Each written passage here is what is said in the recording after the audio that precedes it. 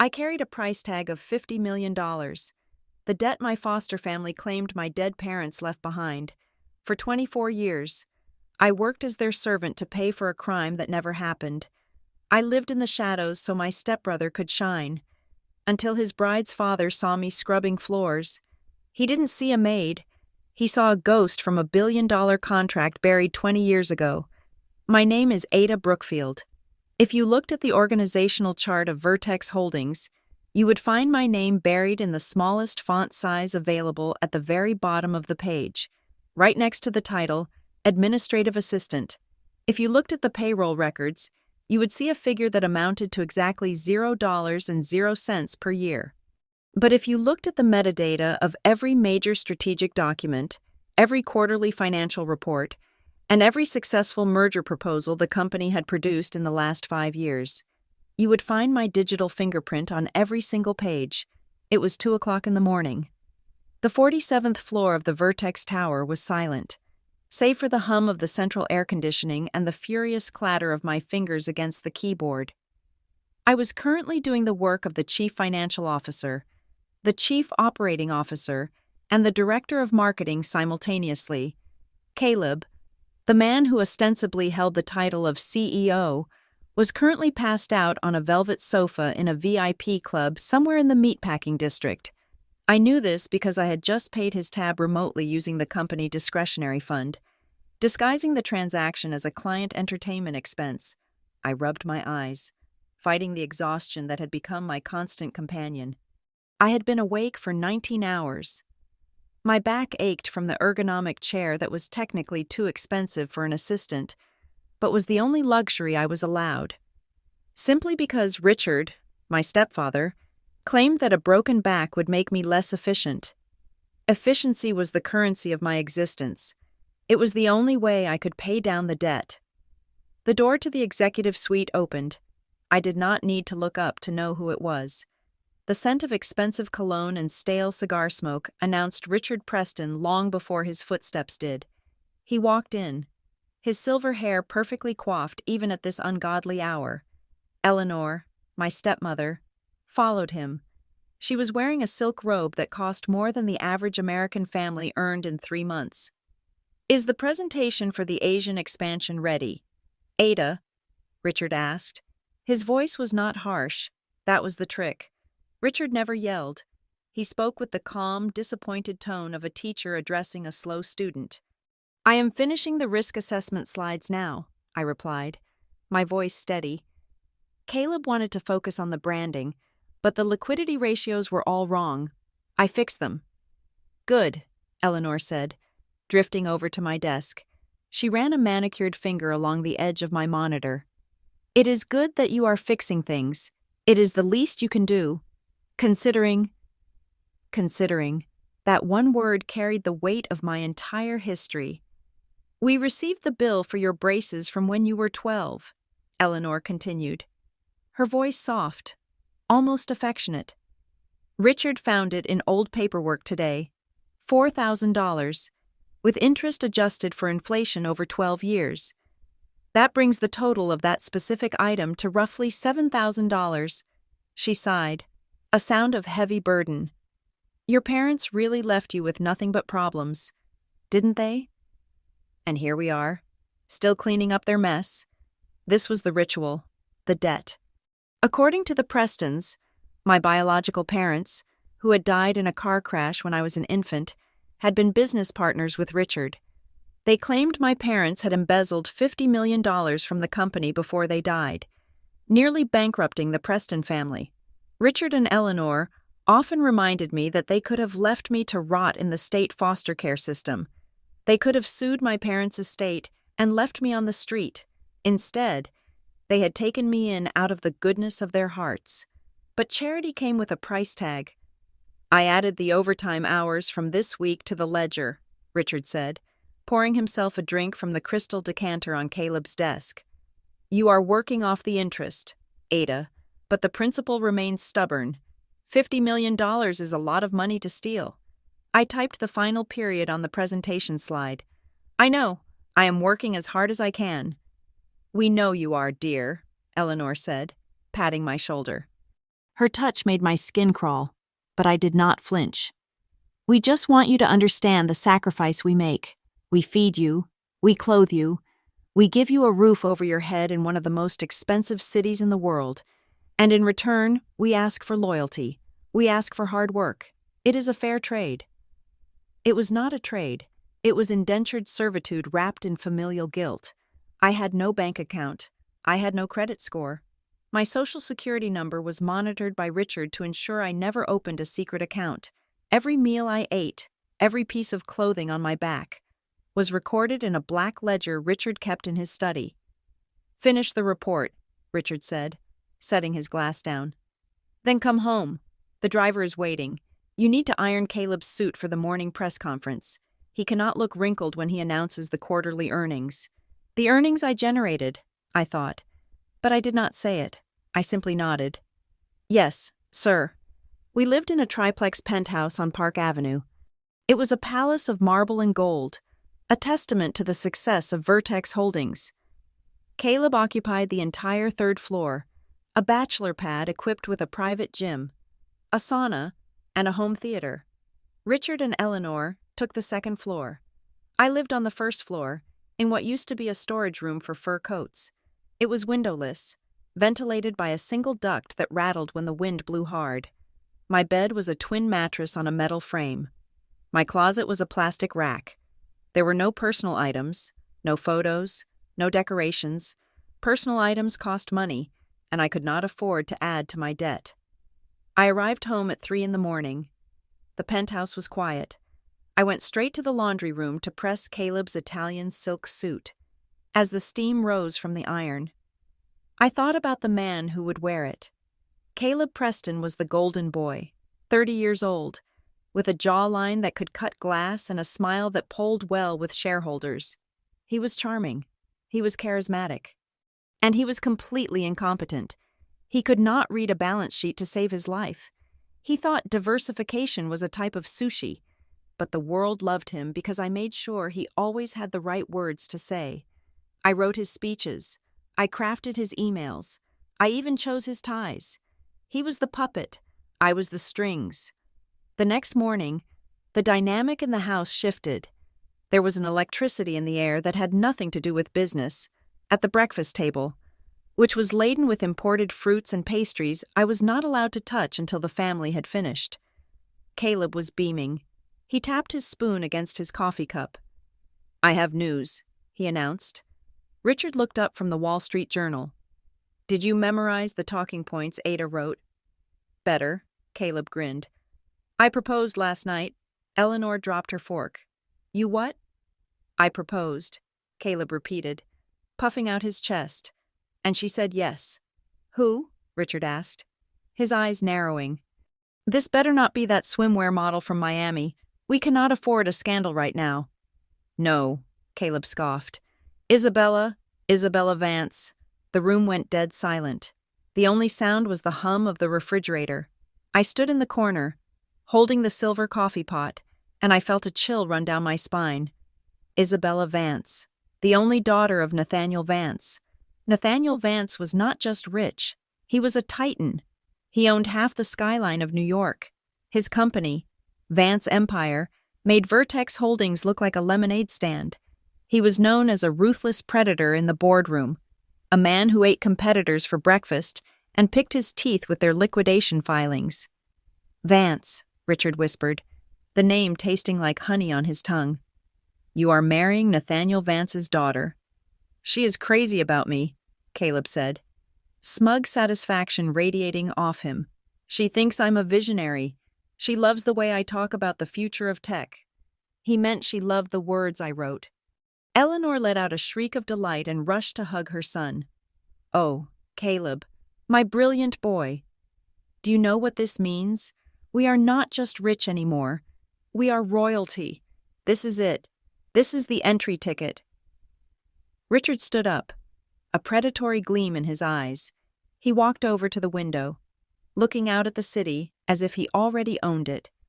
"A merger by marriage, with Vance's capital backing us. We can bury the debt structure. We can finally wash the books clean." He turned to look at me.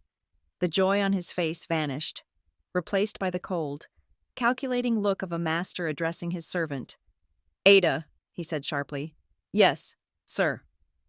I stepped forward. "This wedding," Richard said, pacing the room, "it needs to be spectacular. It needs to be the event of the decade. We need to impress Nathaniel Vance. If he smells even a whiff of incompetence, he will call it off. He is a shark." "I understand," I said. "No, you do not understand," Eleanor interjected, pulling away from Caleb. Her face was hard. "We are not hiring a wedding planner. Outsiders talk. They ask questions about finances.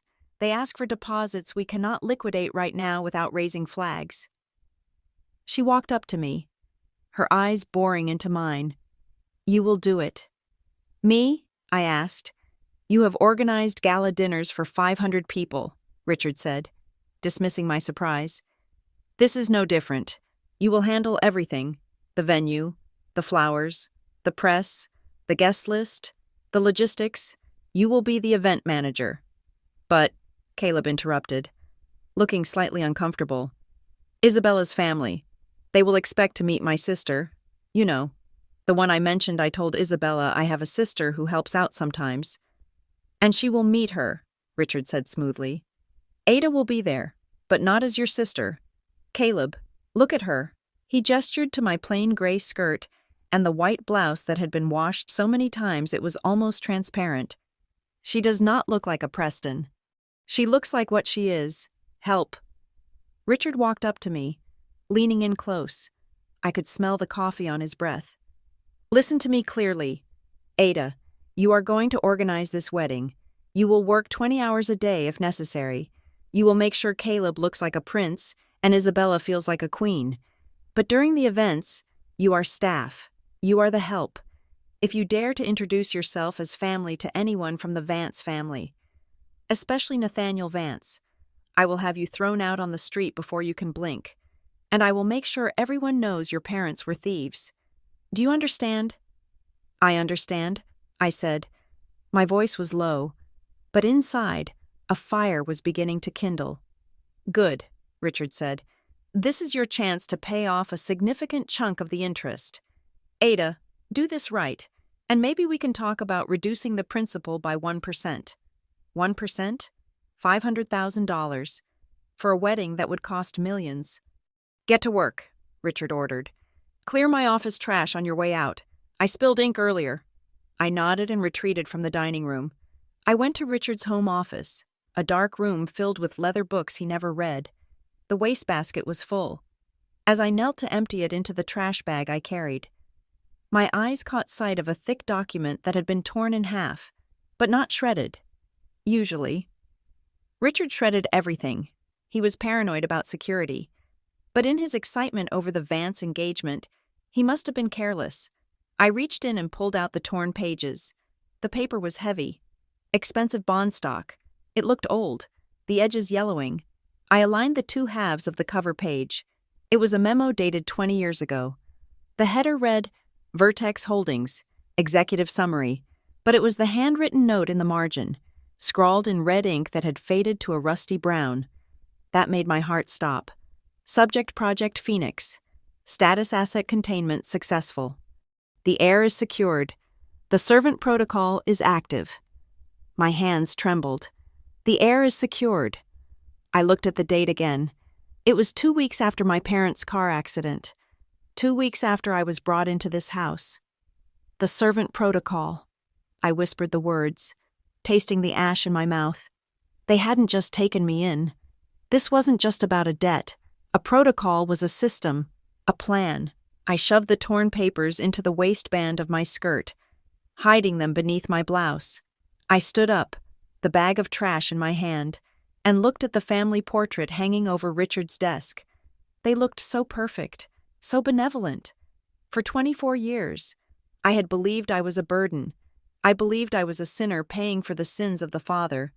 But as I walked out of the office, feeling the sharp edge of the paper against my skin, a new thought took root in the darkness of my mind.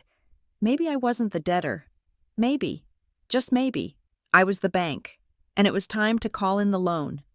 The cursor on my laptop screen blinked with a rhythmic, mocking consistency.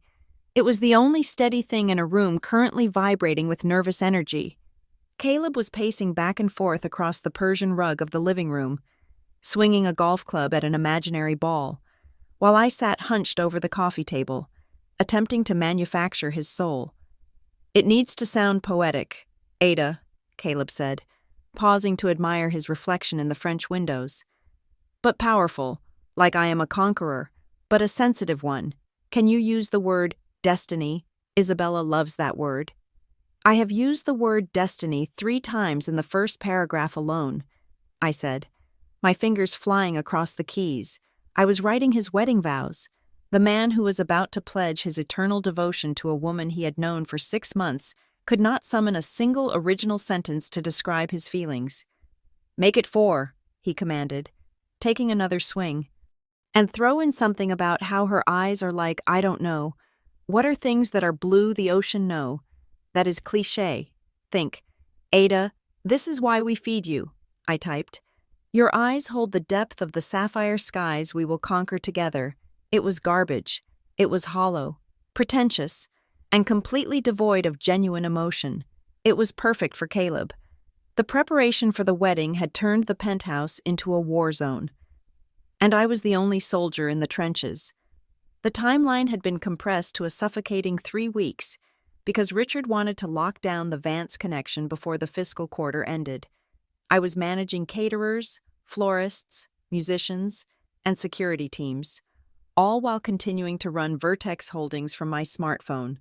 The elevator doors slid open with a soft chime.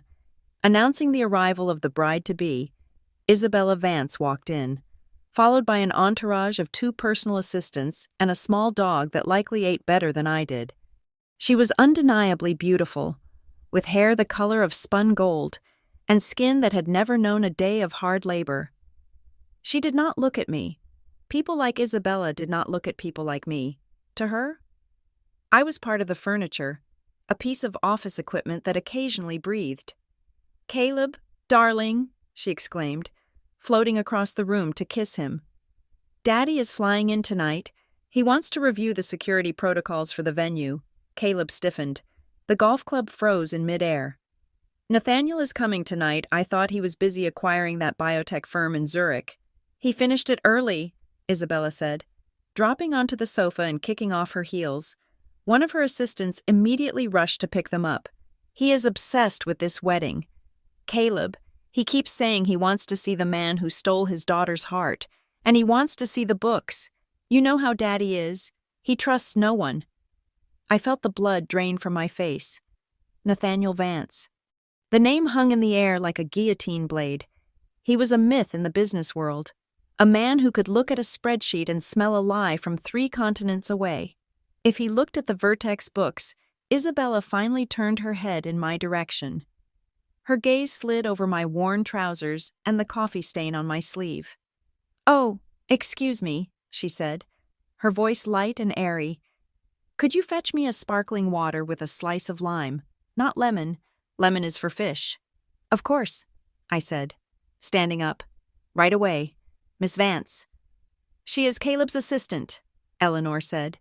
Emerging from the hallway, she shot me a warning glare. "Ada, hurry up. Do not keep our guest waiting." I walked to the kitchen, my hands shaking slightly. It was not fear of serving water. It was the terrifying realization that Nathaniel Vance was going to scrutinize Vertex, and if he did that, he would see the cracks in the foundation. I returned with the water. As I set it down, I noticed a velvet box on the table. Caleb had opened it to show Isabella. Inside sat a diamond ring the size of a quail egg. It was flawless. It was blinding. "It is 10 carats, Caleb bragged. "It cost $3 million. Only the best for you, baby." I froze. $3 million. We did not have $3 million in liquid cash. The company accounts were stretched thin preparing for the merger. The discretionary fund had $50,000 in it. Where did he get $3 million?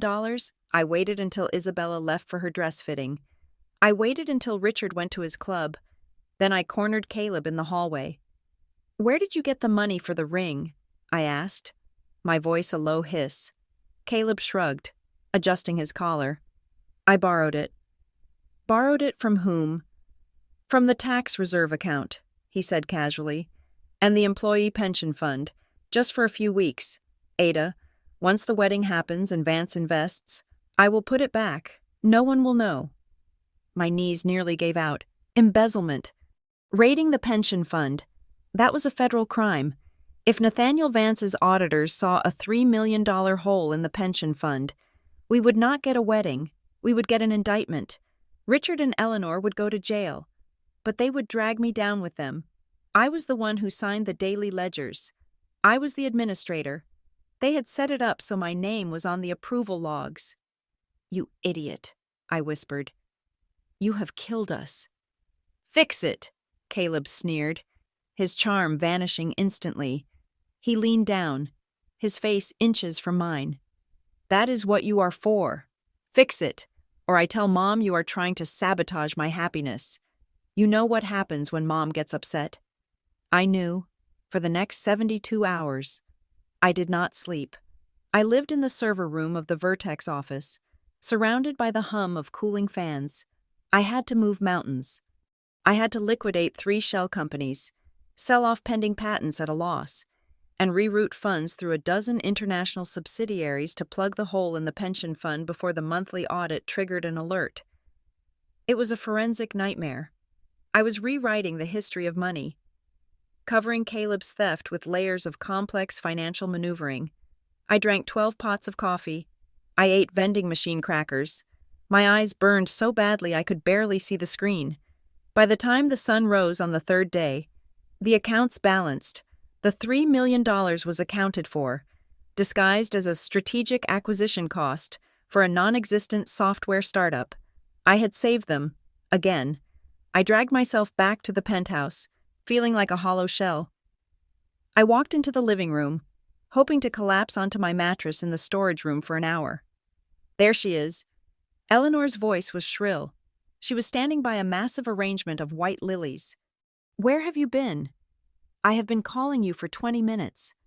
I was at the office, I croaked. Fixing the accounts. I do not care about the accounts, Eleanor screamed. She grabbed a lily and threw it on the floor. Look at this. I told you cream. Cream. These are stark white. They look cheap. They look like funeral flowers. I ordered cream, I said, leaning against the doorframe for support. The florist must have made a mistake. You made the mistake. Eleanor marched over and poked a sharp fingernail into my chest. You are useless. Ada, one simple task. Flowers. And you ruin it. We feed you. We house you. We protect you from the world. And you cannot even get the color of a flower right? Do you want to ruin this family? Is that it? Are you trying to destroy us like your parents did? The injustice of it rose in my throat like bile. I had just committed high-level financial fraud to keep her son out of prison. I had saved their entire future. And she was screaming about lilies. I will fix it, I said quietly. I will call them. You better, she hissed. And go shower. You look like a corpse. It is embarrassing. I retreated to my room. I sat on the edge of the thin mattress and stared into the small, cracked mirror propped up against the wall. The face staring back at me was gray and gaunt. Dark circles bruised the skin under my eyes. I was 24 years old, but I looked 40. Who are you? I whispered to the reflection. I was a ghost. I was a machine. I was a slave to a lie. My hand moved instinctively to my collar. I reached under the fabric of my blouse and pulled out the small object pinned to my undershirt. It was a silver brooch, a phoenix, rising from ashes. The silver was tarnished, and one of the tiny ruby eyes was missing. It was the only thing I had from my mother. Eleanor had let me keep it when I was 4 years old because she had laughed at it. Ugly costume jewelry, she had said. Let the girl keep the trash. But to me, it was not trash. It was heavy. It felt real. I traced the wings of the bird with my thumb. Project Phoenix. The paper in the trash had said, was this brooch a clue? Or was it just a coincidence? I am tired, Mom, I whispered to the silver bird. I am so tired of paying for what you did. But looking at the phoenix, a strange thought occurred to me. The phoenix does not just rise, it burns first. It has to burn to be reborn. Maybe I was in the burning phase. The door banged open. Richard stood there, holding a garment bag. "Stop moping," he barked. "We have the venue. The Vance family insisted on privacy. We are going to the Sapphire Coast." The Sapphire Coast. It was a private island resort off the coast of Maine, accessible only by boat or helicopter. It was isolated. There would be no escape, no witnesses, no public to run to. "Pack your things," Richard said. He threw the garment bag at me. It hit my chest and slid to the floor. "And wear this." I unzipped the bag. Inside was a uniform, stiff black trousers, a shapeless black vest, and a white shirt with a high, choking collar. It was the uniform of the event staff, the invisible people. "You are not attending as a guest," Richard said, his voice cold and final. "You are the event manager. You will wear the earpiece. You will stay in the shadows. You will make sure the champagne is cold and the guests are happy. If Nathaniel Vance asks who you are, you tell him you are hired help. If you embarrass us, Ada, remember, we are the only family you have. Without us, you are nothing." He slammed the door. I picked up the black vest. It felt rough against my fingers. They wanted me to be invisible. They wanted me to disappear into the background while they celebrated their victory on the bones of my labor. I undid the clasp of the silver phoenix brooch. I pinned it to the inside of the black vest, right over where my heart would beat. "I will wear your uniform," I said to the empty room. "I will play your servant one last time. But when we get to that island, Richard, you are going to find out that you did not hire a manager." I packed my bag. I packed the black uniform, and at the very bottom, beneath the meager pile of my belongings, I packed the torn pages of the file I had stolen from the trash. The facade was perfect. The stage was set. We were going to the Sapphire Coast, where the ocean was deep and the cliffs were high. It was the perfect place for a wedding, or an execution. The Sapphire Coast rehearsal dinner was less of a celebration and more of a military operation disguised as a banquet. The air in the private dining pavilion smelled of sea salt, expensive perfume, and the kind of fear that only money could generate. I was not eating the Maine lobster or drinking the vintage champagne. I was standing in the shadows of the service station, wearing an earpiece that buzzed with the frantic voices of the kitchen staff, my eyes scanning the room like a hawk hunting for mice. My role was officially defined as the on-site coordinator, but in practice, I was the puppeteer keeping the strings from tangling. Every time a glass was empty, I signaled a server. Every time the lighting needed adjustment for the setting sun, I tapped my headset. I was invisible. I was efficient. I was the ghost in the machine of the Preston family's ambition. Caleb stood at the head of the long mahogany table, holding court. He looked the part of the young tycoon perfectly. His tuxedo fit him like a second skin, likely because I had spent 45 minutes steaming it earlier that afternoon. He was currently reciting a monologue about market disruption that I had written for him on the plane ride over. "You see," Caleb said, gesturing broadly with a crystal flute, "business is not about maintaining the status quo. It is about aggressive adaptation. Vertex Holdings does not just follow trends. We anticipate them. We are building a synergy between legacy assets and future tech that will redefine the sector." The guests nodded politely. Most of them were friends of the Vance family, sharks in their own right, who were likely wondering how a lightweight like Caleb Preston had managed to land the catch of the century. Isabella sat next to him, looking bored but beautiful, her finger tracing the rim of her glass. Then the atmosphere in the room shifted. It was a physical change, like a sudden drop in barometric pressure. The double doors at the far end of the pavilion swung open. There was no announcement. There was no fanfare. There was just a sudden, suffocating silence that started at the entrance and rolled over the room like a wave. Nathaniel Vance had arrived. He was not a tall man, but he seemed to occupy more space than anyone else. He wore a charcoal suit that probably cost more than the entire catering budget. His hair was iron gray, cut short and severe, but it was his eyes that froze people. They were cold, analytical, and devoid of any warmth.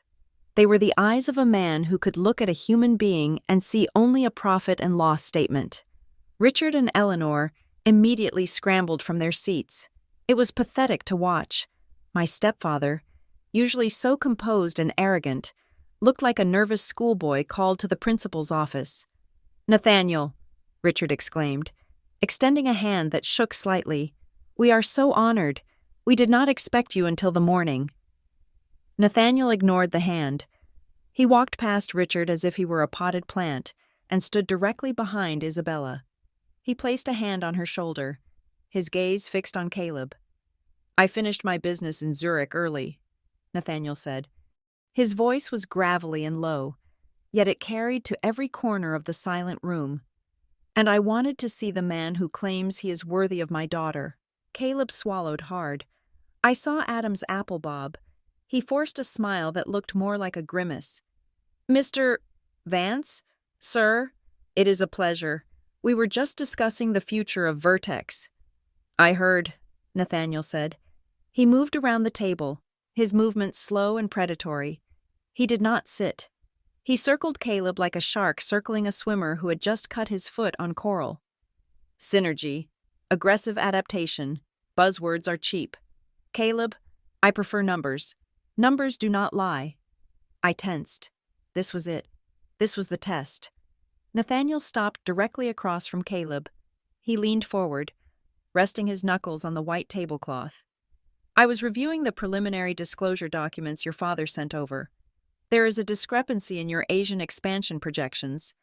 You claim a 20% growth rate based on the Shanghai merger, yet your liquidity ratio for that division is hovering around 0.8. How do you plan to finance the operational overhead without leveraging the parent company's assets?" The silence that followed was deafening. Caleb blinked. He looked at Richard. He looked at Isabella. He looked at the lobster on his plate. He had absolutely no idea what Nathaniel was talking about. To Caleb, a liquidity ratio was likely a type of smoothie. "Well," Caleb stammered, his confident facade crumbling like wet cardboard. "The Asian market is complex. We are looking at various strategies." "Strategies," Nathaniel pressed, his voice sharpening. "It is a simple question of cash flow. Son, if you do not have the liquidity, you are insolvent. Are you telling me Vertex is insolvent?" Richard opened his mouth to intervene, but Nathaniel held up a hand without looking at him. "Let the CEO answer. If he runs the company, he knows the numbers." Caleb was drowning. I could see the panic rising in his eyes. If he failed this, if he humiliated himself now, the wedding would be off. Nathaniel Vance would pull the plug. The merger would die, and the Preston family would implode. And if they imploded now, before I could execute my plan, I would lose everything. I needed them to reach the altar. I needed the higher fall. I grabbed a bottle of Pinot Noir from the service station. I wrapped a napkin around the neck, took a deep breath, and stepped out of the shadows. I moved quickly but quietly, slipping into the role of the attentive server. I approached the table just as Caleb opened his mouth to say something undoubtedly stupid. "More wine, sir," I asked, stepping in between Caleb and Nathaniel's line of sight for a fraction of a second. Caleb looked at me, his eyes wide with terror. I leaned in to pour the wine into his glass, my body shielding his face from the rest of the room. As the dark red liquid flowed, I moved my lips barely an inch, whispering with the speed and precision of a court stenographer. 0.8 is the pre-merger figure, post-consolidation of the Shenzhen manufacturing plant. The operational costs dropped by 40%, raising the effective liquidity to 1.5. Mention the debt restructuring in Q3. I pulled back instantly, the bottle not dripping a single drop. Caleb, to his credit, was a good actor. He took a sip of the wine, cleared his throat, and looked Nathaniel Vance dead in the eye. "You are looking at the pre-merger snapshot, sir," Caleb said, his voice gaining strength. "That 0.8 figure does not account for the consolidation of the Shenzhen manufacturing plant. Once that is online next month, operational costs drop by 40%. That brings our effective liquidity to 1.5. We are not leveraging the parent company. We are utilizing the efficiency of the new supply chain. The tension in the room snapped. Richard let out a breath he had been holding for a minute. Eleanor smiled nervously, but Nathaniel Vance did not look at Caleb. His eyes had shifted. He was looking at me. I froze. I was retreating to the shadows, clutching the wine bottle, but his gaze pinned me to the spot. He hadn't been looking at Caleb's face when the answer was given. He had been watching the table. He had seen the timing. He had seen the way I leaned in. He did not look at my face immediately. He looked at my hands, which were rough from scrubbing floors. He looked at the way I held the heavy bottle with an ease that suggested I was used to carrying burdens. "Wait," Nathaniel said. I stopped. My heart hammered against my ribs like a trapped bird. Nathaniel walked around the table. He ignored Caleb completely. He stopped 3 feet away from me. The guests were whispering now, confused by the billionaire's interest in a waitress. "Who told you that figure?" Nathaniel asked. His voice was not angry. It was curious, dangerously curious. "I beg your pardon, sir," I said, keeping my head lowered. "I am just the event staff." "Do not lie to me," Nathaniel said softly. Caleb did not know that answer. He was sweating through his shirt.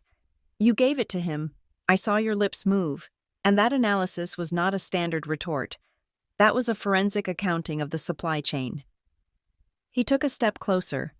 The air around him smelled of rain and old money. "Turn around. Look at me." I had no choice. I slowly raised my head. I met his eyes. They were gray, like the ocean during a storm. For a moment, he just stared. He seemed to be searching for something in my face, something familiar. His brow furrowed. "You have intelligent eyes, too intelligent for someone pouring wine." Then, his gaze dropped. It traveled down from my face to my neck, and then lower. I had forgotten. In my rush to save Caleb, in the heat of the moment, the stiff collar of my men's style shirt had come undone at the top button, and the ill-fitting black vest had gaped open as I leaned forward, pinned to the white undershirt, catching the light of the crystal chandelier above. Was the silver phoenix, the bird rising from the ashes. The ruby eye glinted like a drop of blood. Nathaniel froze. His face went pale. A stark contrast to his usual flushed demeanor. The wine glass he was holding in his right hand slipped from his fingers. Crash. The sound was explosive in the quiet room. Shards of crystal flew across the floor. Red wine splattered onto his polished shoes, looking like a crime scene. Nathaniel did not blink. He did not look down at the mess. He was paralyzed, staring at the cheap silver brooch on my chest. "Where?" His voice trembled. It was a sound of pure, unadulterated shock.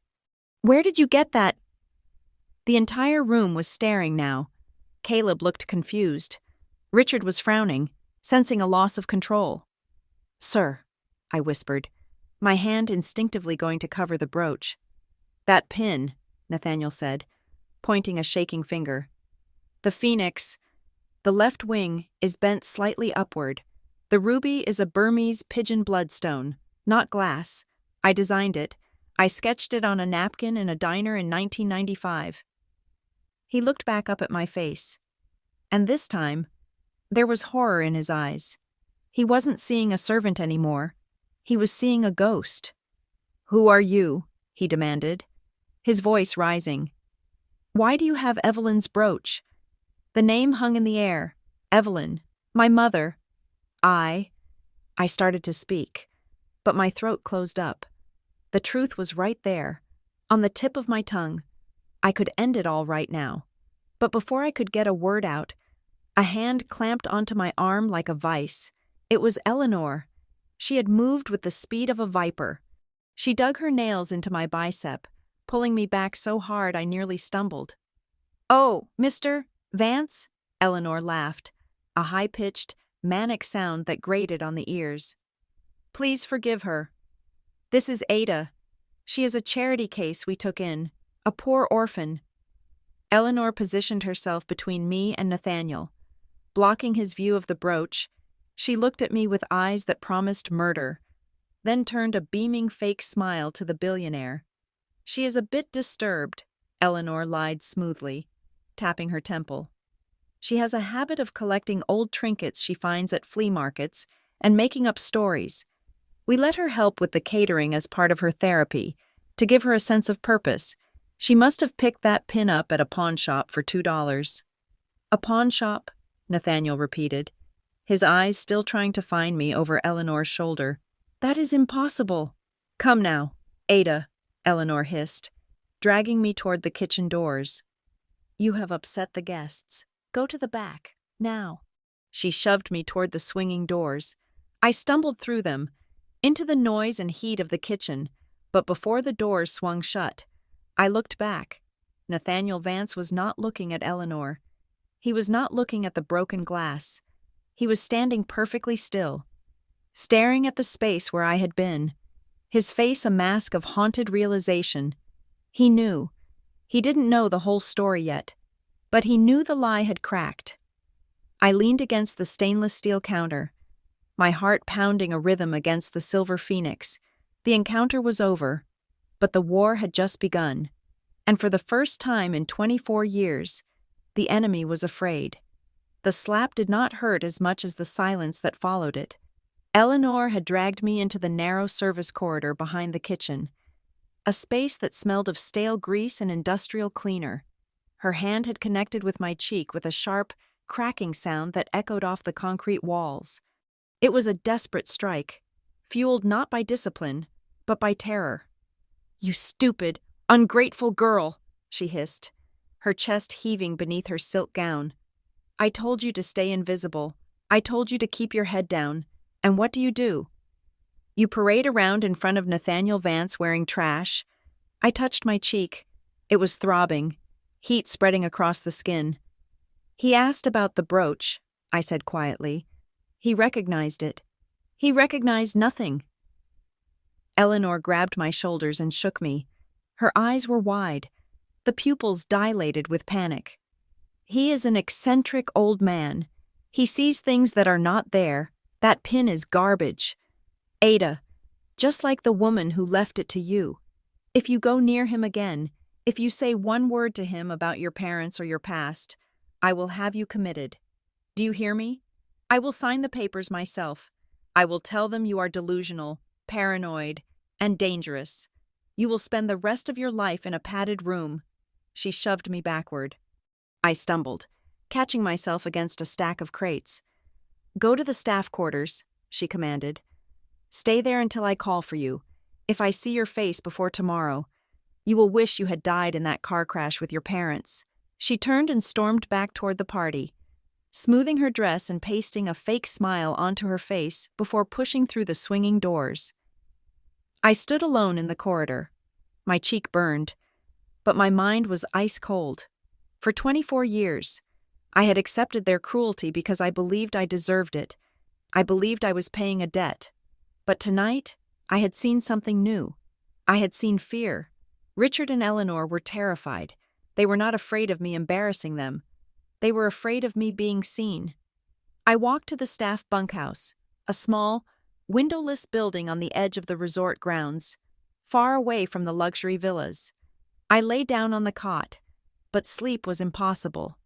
Through the thin walls, I could hear the distant bass of the music from the party. Somewhere in one of those luxury villas, Nathaniel Vance was awake too. I could feel it. A man who noticed a liquidity ratio discrepancy in a split second did not simply drop a glass and forget about it. He was a hunter, and tonight, he had picked up a scent. I pulled the silver phoenix from my pocket. I held it up to the dim light of the single bulb hanging from the ceiling.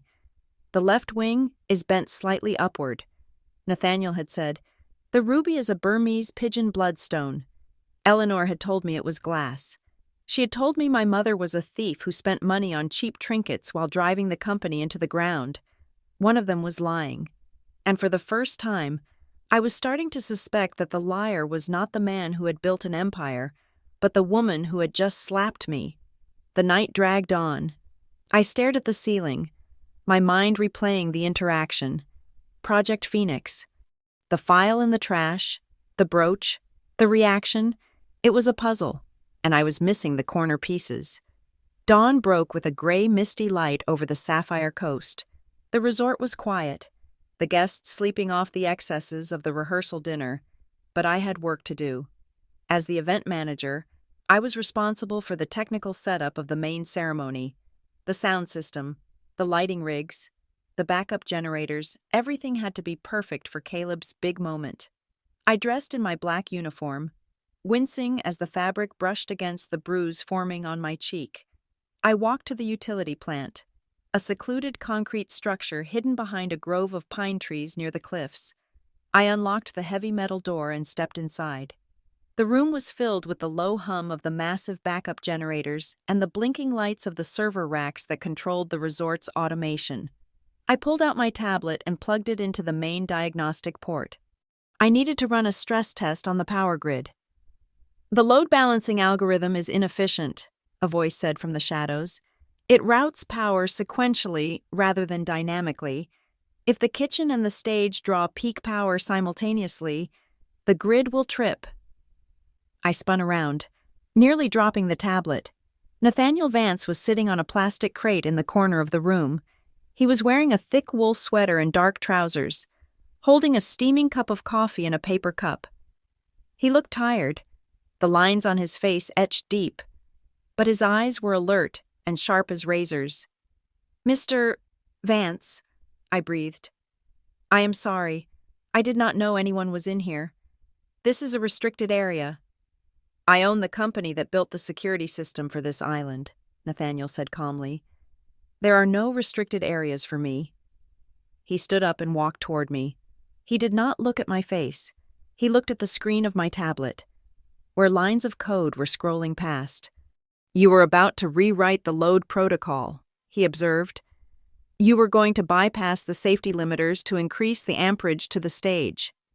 The lighting rig Caleb ordered requires 20% more power than the standard output," I said, my defensive instincts kicking in. "If I do not bypass the limiters, the lights will flicker when the bass drops. He wants a spectacle." "And you are giving him one," Nathaniel said. He looked at me then. He looked at the bruise on my cheek. His jaw tightened, a muscle jumping in his cheek, but he did not comment on it. Instead, he leaned against the server rack and crossed his arms. "I made some calls last night. Ada," he said. "I have a team of investigators who can find the history of a grain of sand if I pay them enough. Do you know what they found when I asked them to look for an employee of Vertex Holdings named Ada?" I swallowed hard. "Nothing." "Nothing," he confirmed. "No tax records, no employment contract, no health insurance. You do not exist. According to the official records, Vertex Holdings has 3 assistants, and none of them are you. You are a ghost." "I am working off the books," I said, reciting the lie I had been taught. "To pay back a family debt." "A debt," Nathaniel repeated. The word seemed to leave a bad taste in his mouth. "Let us test something, a hypothesis." He gestured to the tablet in my hand. "Do you know the Brookfield projection?" I blinked. "What?" "The Brookfield projection," Nathaniel said. "It is a predictive algorithm used to determine the long-term viability of a hostile takeover. It was developed in 1998. It is not in textbooks. It is not in any software package you can buy. It was written in a notebook by the founder of Vertex Holdings. Tell me, Ada, how do you calculate the variable of human capital depreciation in that model?" My mind raced. I knew this. I didn't know it had a name, but I knew the math. I had seen it in the old handwritten journals Richard kept locked in his safe journals he claimed were his, but which I had memorized to run the company because he couldn't understand them. "You do not calculate it as a linear depreciation," I said automatically. The answer flowed out of me before I could stop it. "You calculate it as an inverted curve. The value of human capital increases with tenure up to 7 years, then plateaus, unless reinvestment occurs. The formula is the base salary multiplied by the retention factor, divided by the square root of the turnover rate." Silence filled the room. The only sound was the hum of the servers. Nathaniel closed his eyes for a moment. He let out a long, shaky breath. When he opened them again, the coldness was gone. In its place was a profound, aching sadness. "She used to say it exactly like that," he whispered. "Everyone else tried to use linear models. She was the only one who understood that people are not machines." He reached into his pocket and pulled out a photo. It was old. The colors faded. It showed a young Nathaniel Vance, grinning at the camera, his arm around a woman with fierce eyes and a smile that looked exactly like mine. She was wearing a familiar silver brooch. "This is Evelyn Brookfield," Nathaniel said, handing me the photo. "Your mother?" I stared at the woman. I had never seen a picture of her. Eleanor had burned them all. "She was a criminal," I said, my voice shaking. "She stole $50 million. She ruined the company." "Is that what they told you?" Nathaniel asked softly. "Richard said she embezzled the funds. He said he and Eleanor saved the company after she died. He said I have to work to pay it back." Nathaniel laughed. It was a harsh, barking sound that lacked any humor. "Ada, look at me," he commanded. "Your mother was not a thief. She was a genius. She was the one who built Vertex." Richard Preston. He was a middle manager in the logistics department. Eleanor was a secretary. They were nobodies. He took the photo back, his fingers brushing against it tenderly. "Evelyn and I were partners. Not just in business. We were designing the future. That brooch, I gave it to her the day we signed our first billion-dollar contract. It is a phoenix because she rose from nothing. She was the most brilliant woman I ever knew." "But the money," I stammered. "The $50 million? "There was no missing money," Nathaniel said, his voice turning to steel. "The $50 million was the initial public offering valuation of her personal shares.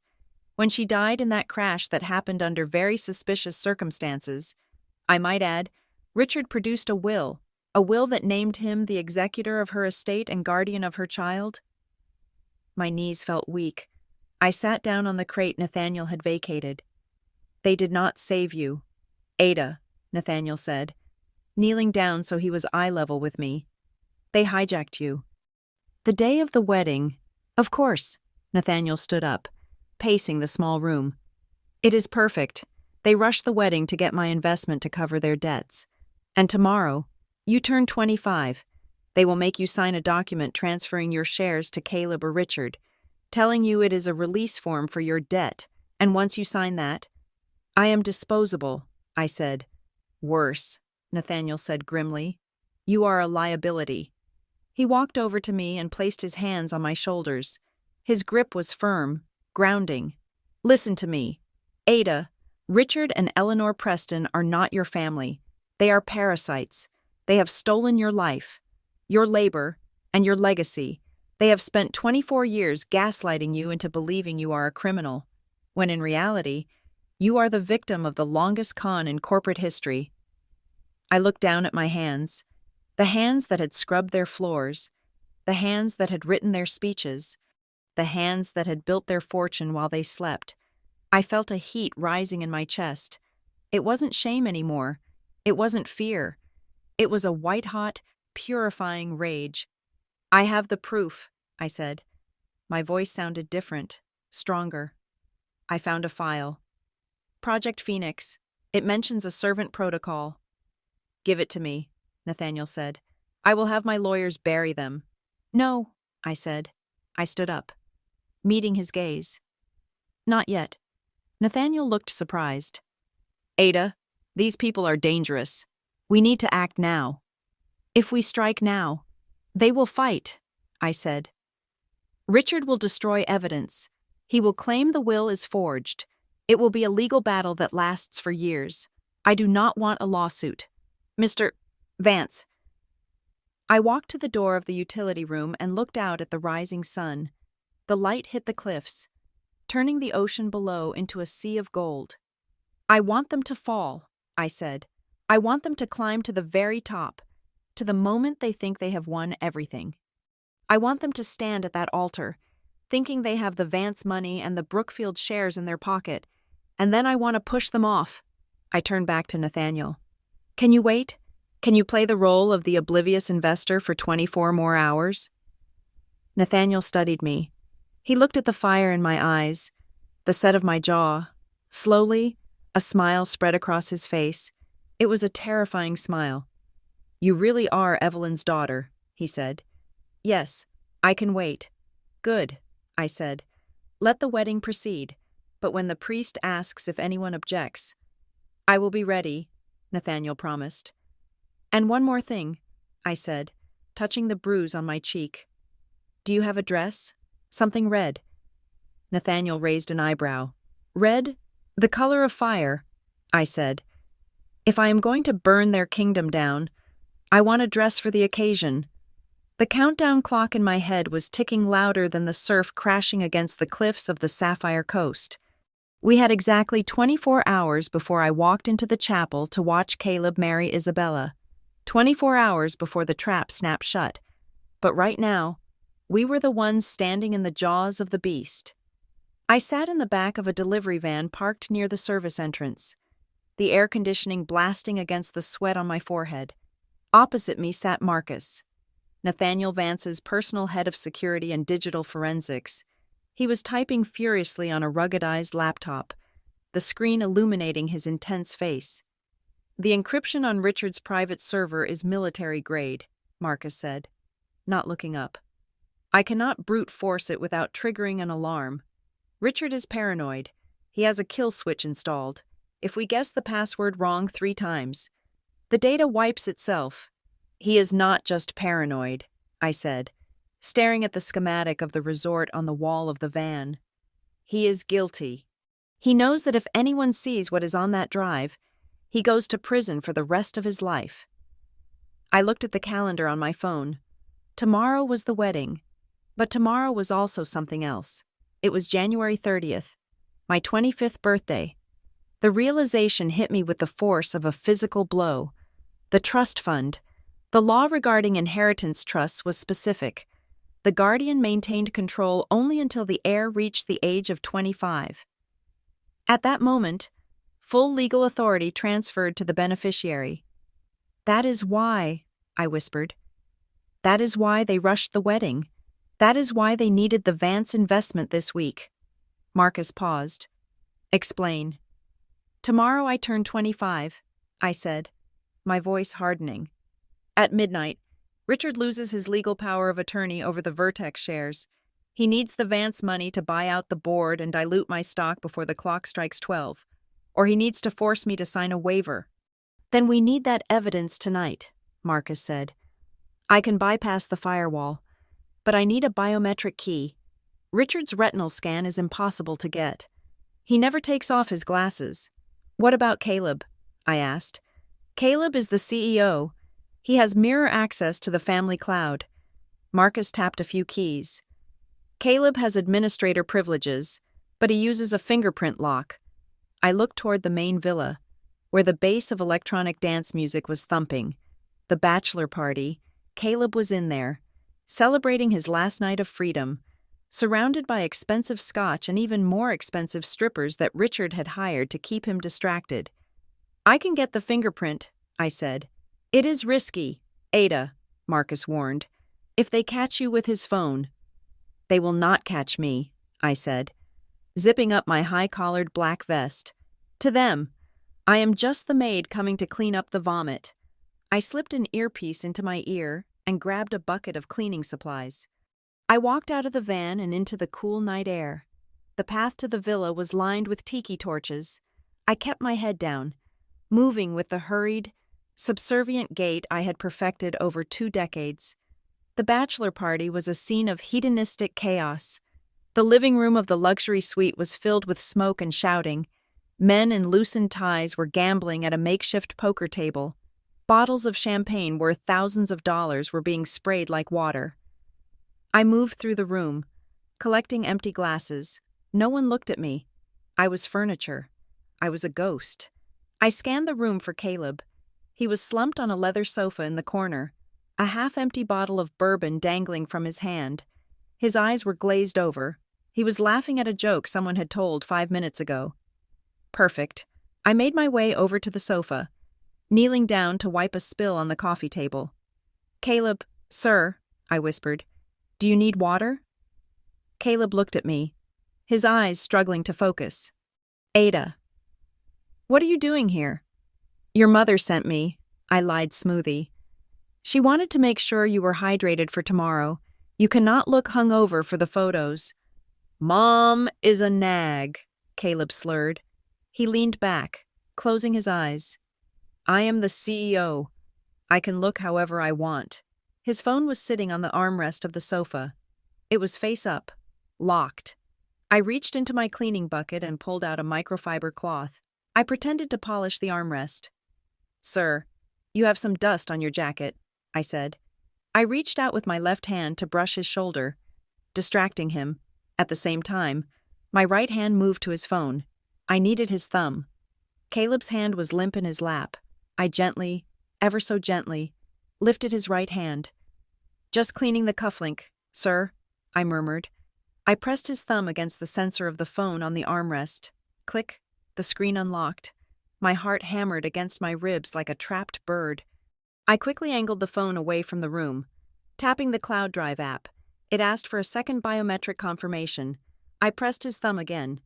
Access granted. "Hey!" a voice boomed from across the room. I froze. A large man in a security uniform was walking toward us. It was not one of the hotel staff. It was Richard's private bodyguard, a brute named Gorman. "What are you doing with Mr. Preston?" Gorman demanded. I dropped Caleb's hand instantly. I picked up a dirty glass from the table. "Mr. Preston spilled his drink, sir," I said, my voice trembling with practiced fear. "I was just cleaning it up so it would not stain his suit." Gorman looked at Caleb, who was now snoring lightly. He looked at the wet spot on the table that I had just wiped. He grunted. "Finish up and get out. Richard does not want you hovering." "Yes, sir," I said, but I did not leave. Not yet. I had the phone unlocked, but I couldn't stand there and scroll. I needed to mirror the data to Marcus. I tapped the share icon and selected the hidden Bluetooth node Marcus had set up in the van. Uploading the progress bar was a thin blue line. 10%, 20%. I said get out. Gorman took a step closer. "I missed a spot, sir," I said, scrubbing furiously at a clean patch of leather. "If I leave a stain, Eleanor will fire me. 50%. Gorman grabbed my arm. "I do not care about Eleanor. Move." I pulled away. Pretending to stumble, I dropped the cleaning rag. As I bent to pick it up, I glanced at the screen. 90%. "Please, sir," I whimpered. "I am going." 99. Transfer complete. I stood up, clutching the bucket. "I am sorry. I am leaving." I scurried out of the room, my legs shaking. I didn't stop until I was in the hallway. I touched my earpiece. "Did you get it?" I whispered. "I have the directory." Marcus's voice crackled in my ear. "I am searching now. Go to the third-floor service closet. It is the only place with a hardline connection if I need you to verify a decryption key." I ran for the service elevator. The third floor was empty. It was the administrative level for the family's private offices. I ducked into the linen closet and locked the door. I sat on a pile of towels, staring at my own phone, which was now linked to Marcus's screen. "I found the folder," Marcus said. "It is labeled Phoenix Contingency. Richard really is arrogant." Files began to flash across my screen, and then I saw it. A PDF document titled Guardianship Transfer, E. Brookfield. I opened it. It was dated 3 days before my mother died. The signature at the bottom was hers, but it was wrong. My mother was left-handed. The loop of the E slanted to the right. This signature slanted to the left. "It is a forgery," I whispered. "But we need more. A forged signature is hard to prove in court without the original." "Keep looking," Marcus said. "There is a video file." Dated the night of the funeral. I clicked play. The video was grainy. Black and white footage from a hidden security camera in Richard's old office. It showed Richard standing by a fireplace. He was holding a thick document bound in blue legal paper. He was laughing. He held the document up to the camera, as if mocking the lens. The cover read, "Last Will and Testament of Evelyn Brookfield." Then, he threw it into the fire. I watched the paper curl and blacken. I watched my legacy turn to ash. And then, audio. Richard spoke to someone off camera. "She left it all to the girl, every cent. But who needs a will when you have a lighter? The girl is ours now. And so is the money." Tears streamed down my face. It wasn't just theft. It was erased. They had erased her wishes. They had erased my life. "We have it," Marcus said, his voice grim triumph. "That is a felony. That is destruction of evidence, fraud, and grand larceny. Nathaniel is watching it now. He says it is enough to bury them." Suddenly, the earpiece went dead. Bang. The door to the linen closet shook. Someone had kicked it. "Open up." It was Gorman's voice. "We know you are in there, Ada." Richard must have checked the server logs. He saw the unauthorized access. I scrambled backward, knocking over a shelf of shampoo bottles. I was trapped. There was no other exit. "Open the door or I will break it down." I looked around frantically. There was a laundry chute in the corner. It was small. A metal tunnel leading down to the basement laundry room. I didn't hesitate. I grabbed my phone and dove headfirst into the chute. I slid down the metal tunnel in the dark, tumbling through the twisted metal. I hit the pile of dirty sheets in the basement with a soft thud. I scrambled out of the cart, gasping for air. "She is in the basement." I heard Gorman's voice over the walkie-talkie of a guard standing near the washing machines. The guard turned, seeing me. He reached for his belt. I ran. I sprinted through the rows of industrial dryers. The heat suffocating, I burst through the double doors into the underground delivery tunnel. "Stop her!" Footsteps thundered behind me. Heavy boots on concrete. I turned a corner and saw the elevator to the kitchen. I hit the button. It was too slow. They were coming. I saw a rack of server uniforms hanging on a rail. White chef coats. Aprons. I grabbed a large tray of hors d'oeuvres that had been prepared for the late-night snack service. I ripped off my black vest, revealing the plain white t-shirt underneath.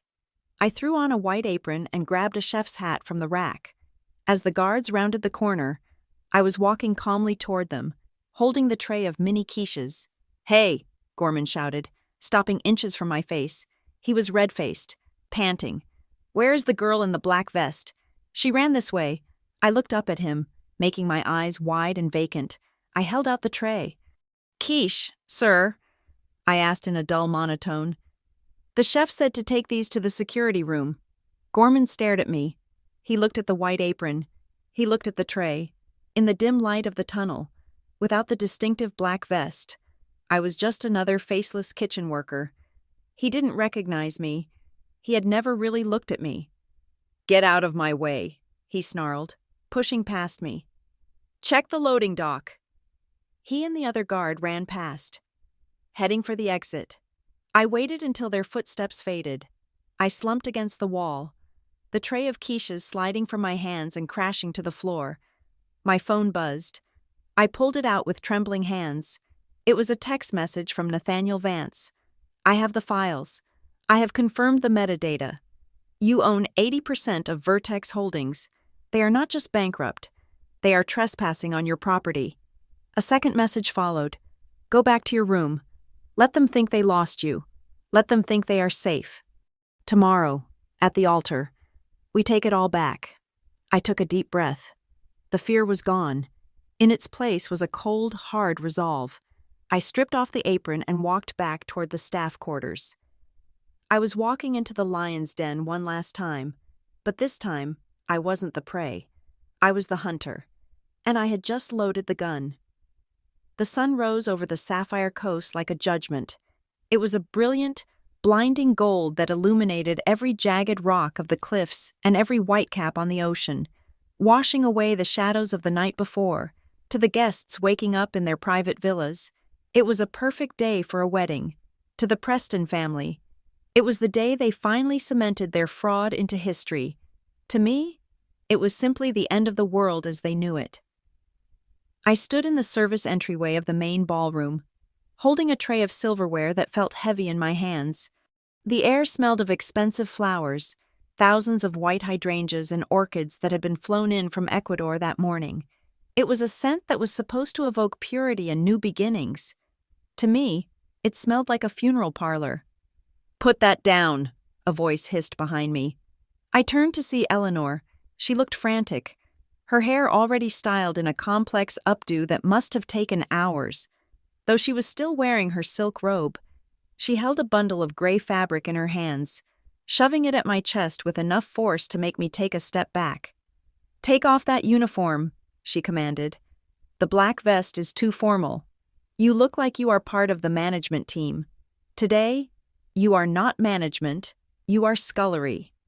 I unfolded the fabric. It was a maid's dress, but not the crisp black and white kind you see in movies.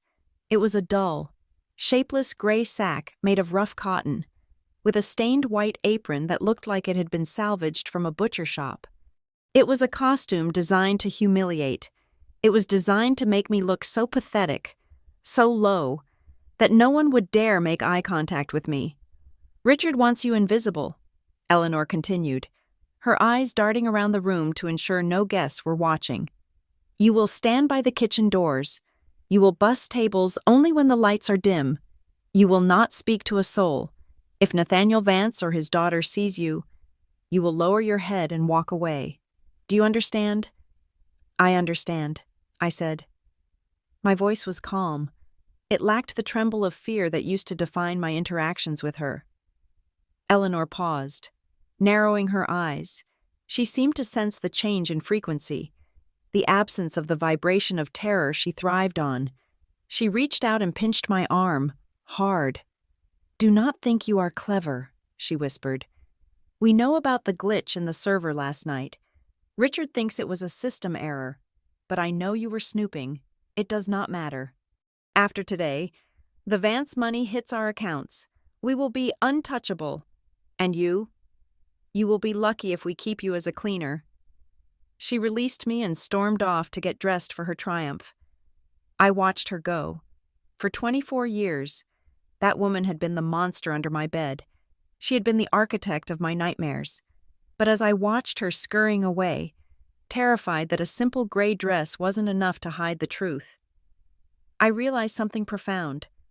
Monsters are only scary in the dark, in the light of day. Eleanor Preston was just a desperate, aging woman trying to hold on to a fortune that never belonged to her. I did not feel fear. I felt a cold, clinical contempt. I went to the janitorial closet and changed into the gray dress. It scratched my skin. It hung off my frame like a burlap sack. I tied the apron around my waist. I looked in the cracked mirror on the back of the door. I looked like a ghost. I looked like nothing. "Perfect," I whispered to my reflection. "Let them see nothing." By noon, the ballroom was buzzing. The elite of the East Coast had gathered. A sea of pastel dresses and designer suits.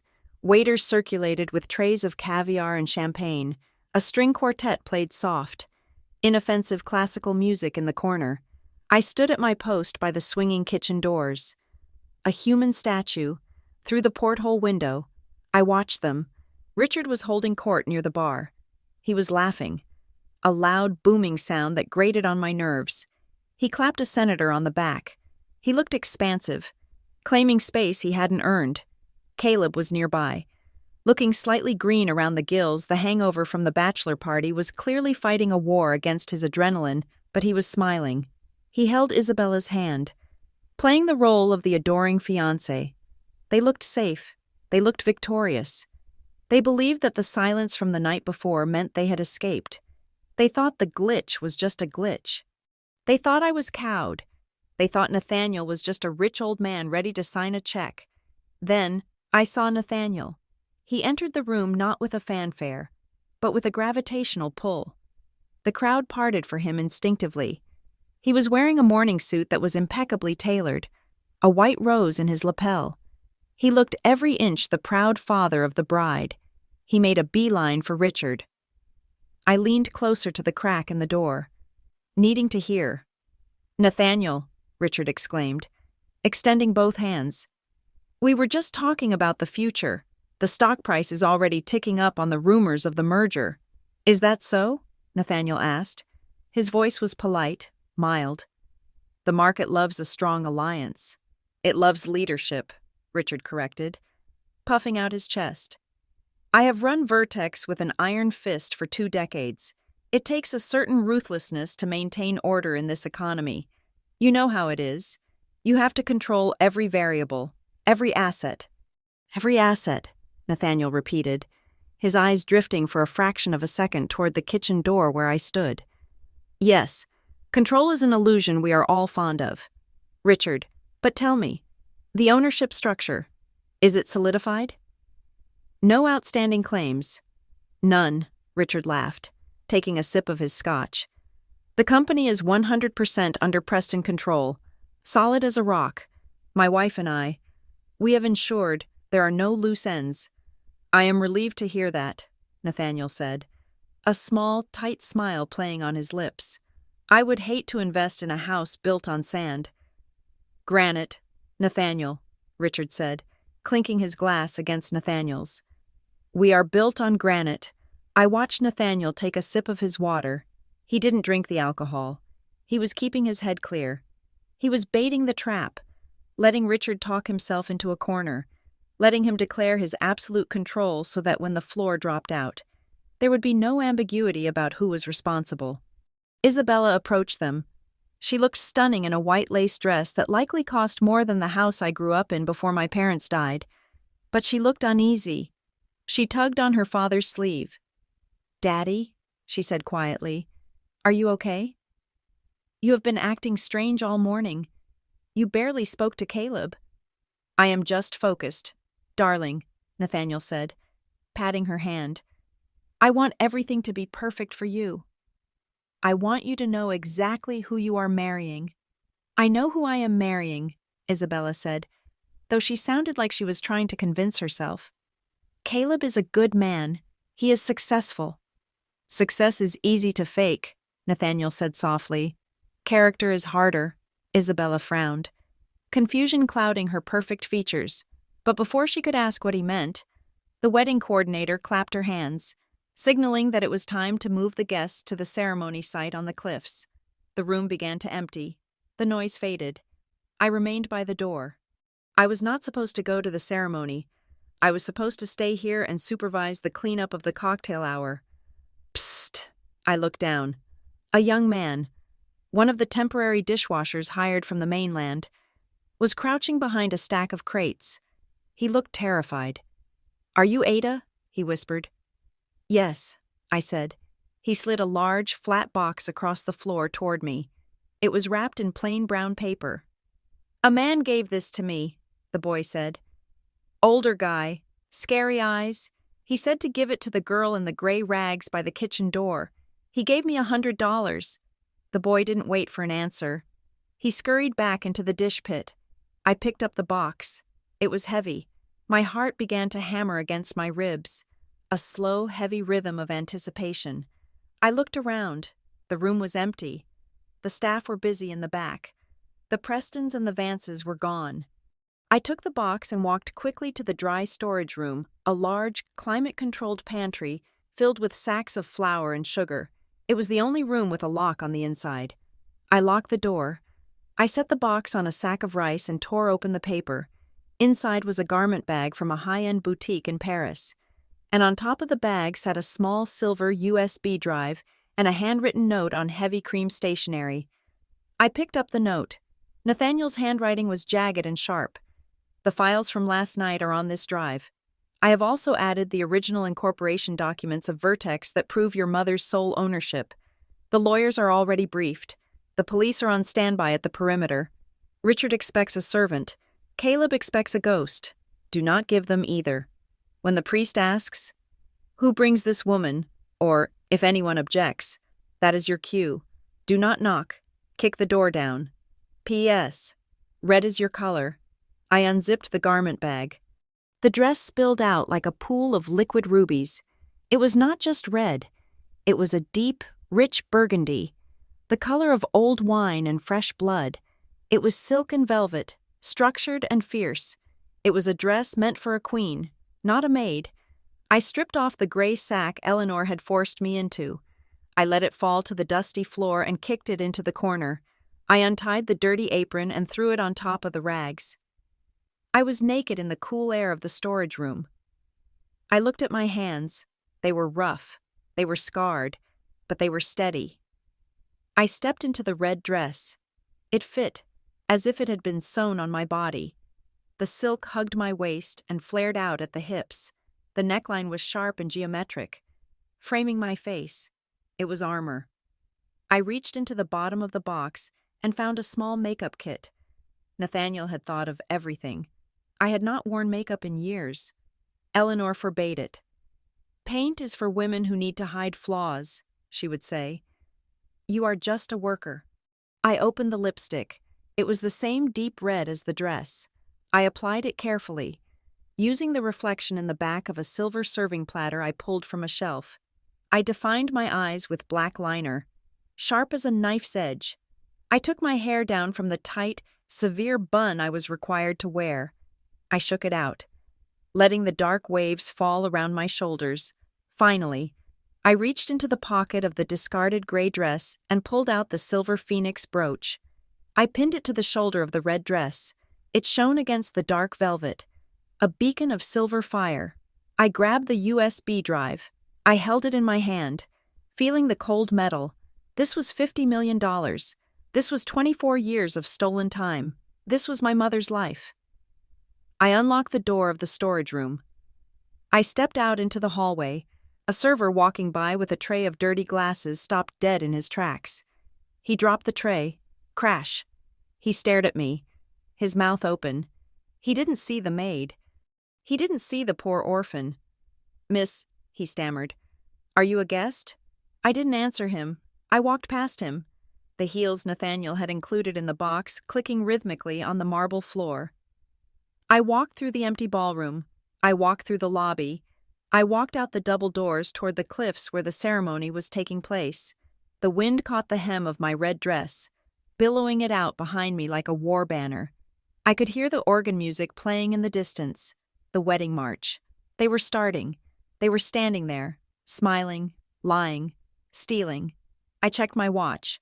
It was 12:15. I was 25 years and 12 hours old. I was the owner of Vertex Holdings. I was the daughter of Evelyn Brookfield, and I was coming for them.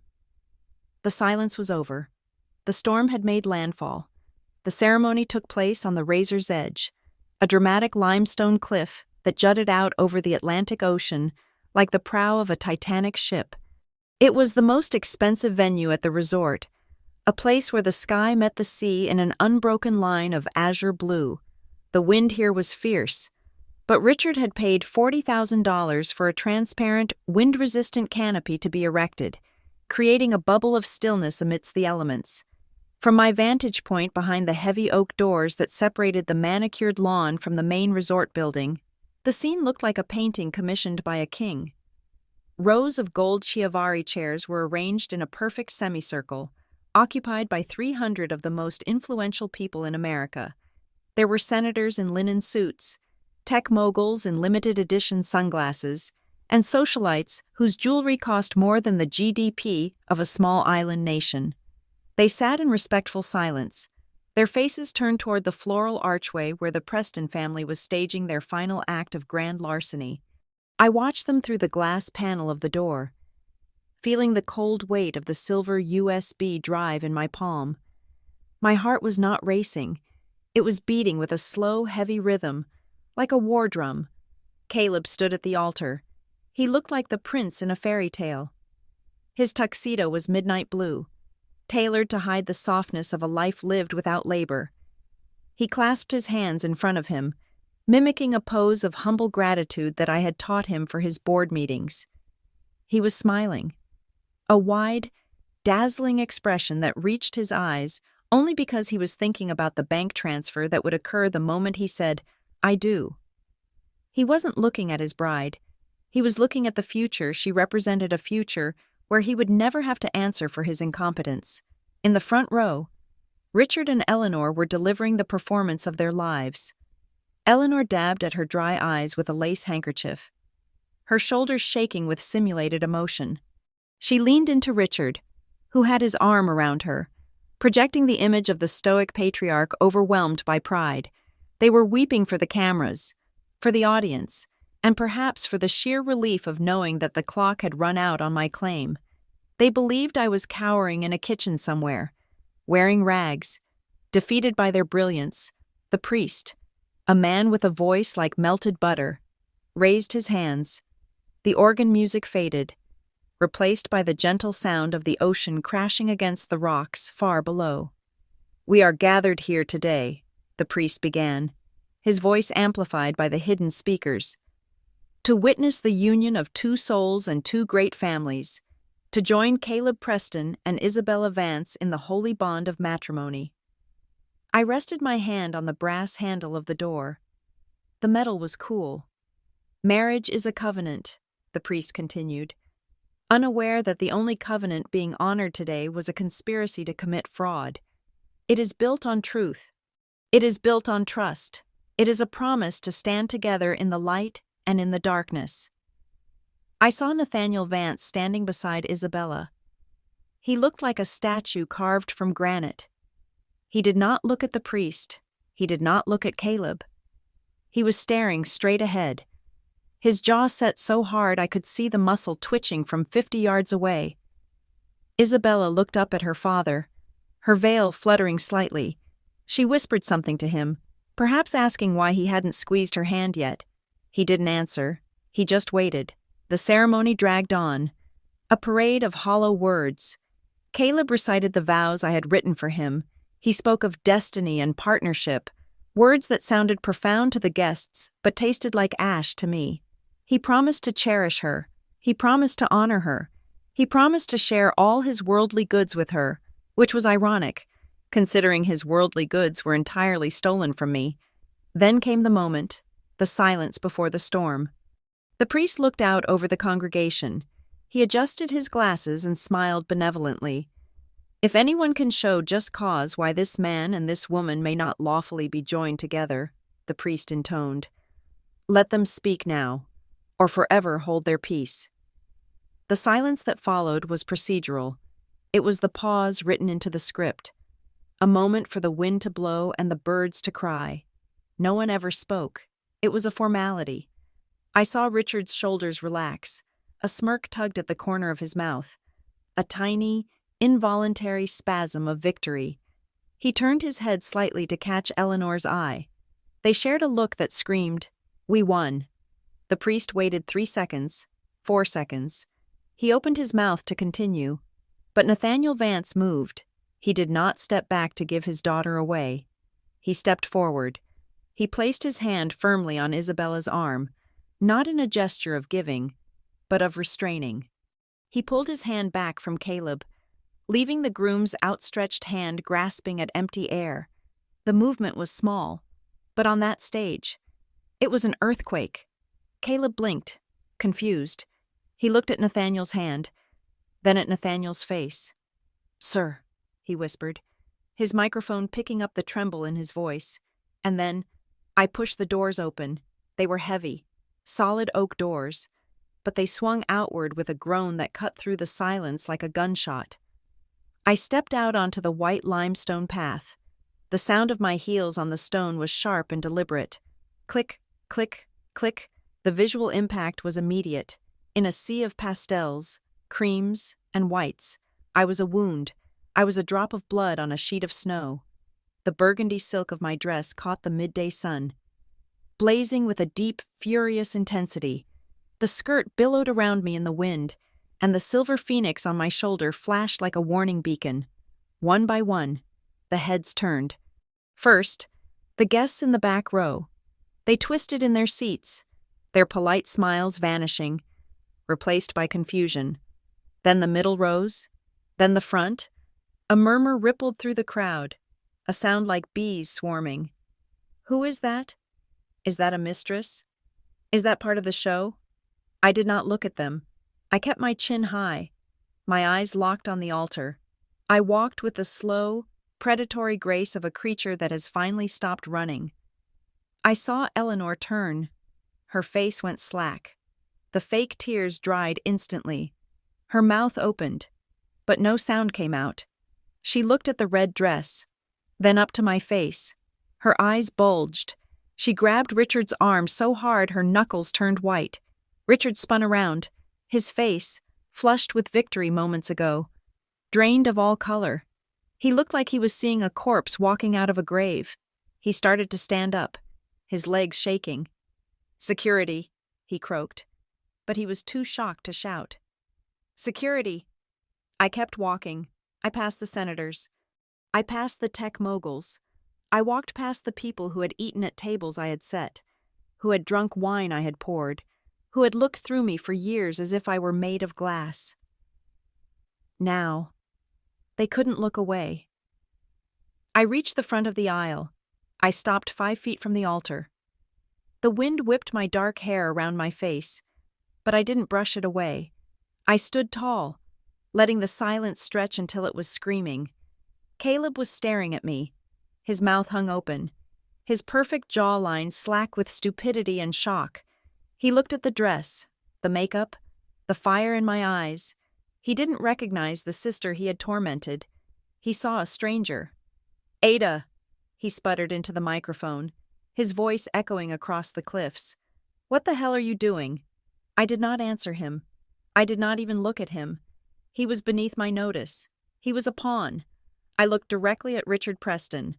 Richard had collapsed back into his chair, clutching his chest.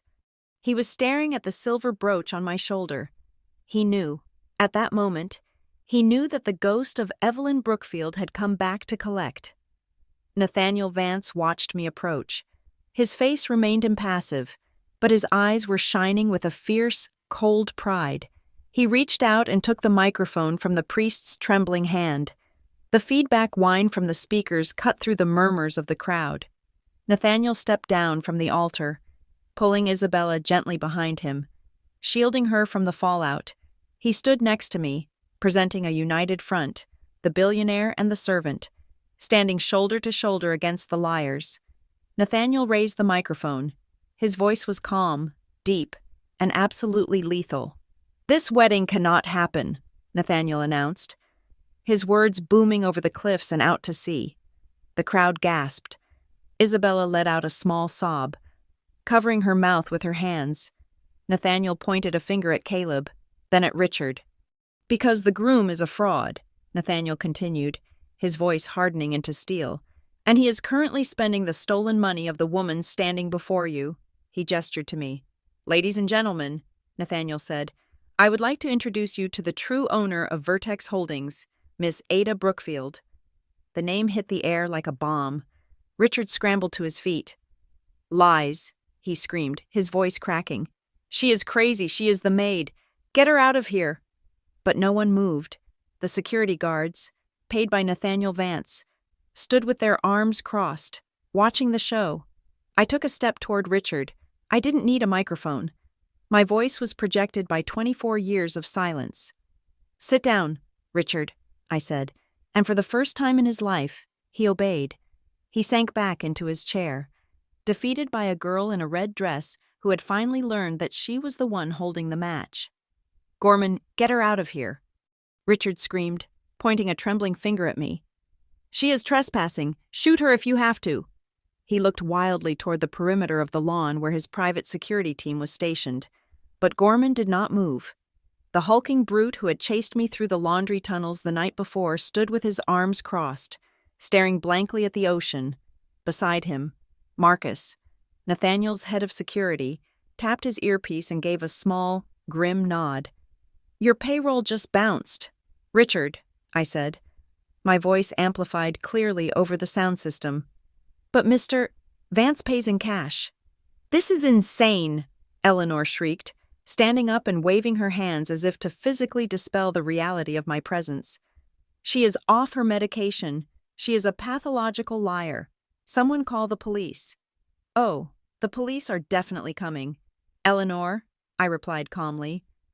"But first, I think the guests would like to see the entertainment." I pulled the silver USB drive from my clutch. I didn't need to plug it in.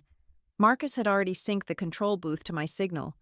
I simply raised the drive in the air like a detonator. "Hit it," I said. behind the altar.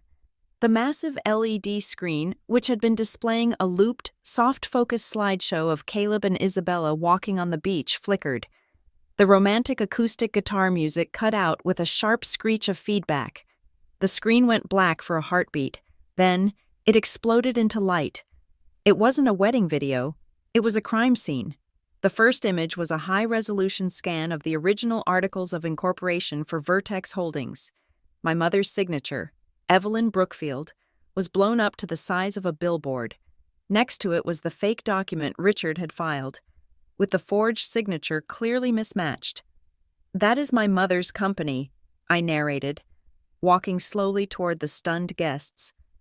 Founded 1995, Richard Preston was hired as a logistics coordinator. He owned 0% equity. The image shifted. It was a spreadsheet. Rows and rows of numbers highlighted in angry red. "These are the unauthorized withdrawals from the Employee Pension Fund," I continued. $3 million taken last week to buy a ring."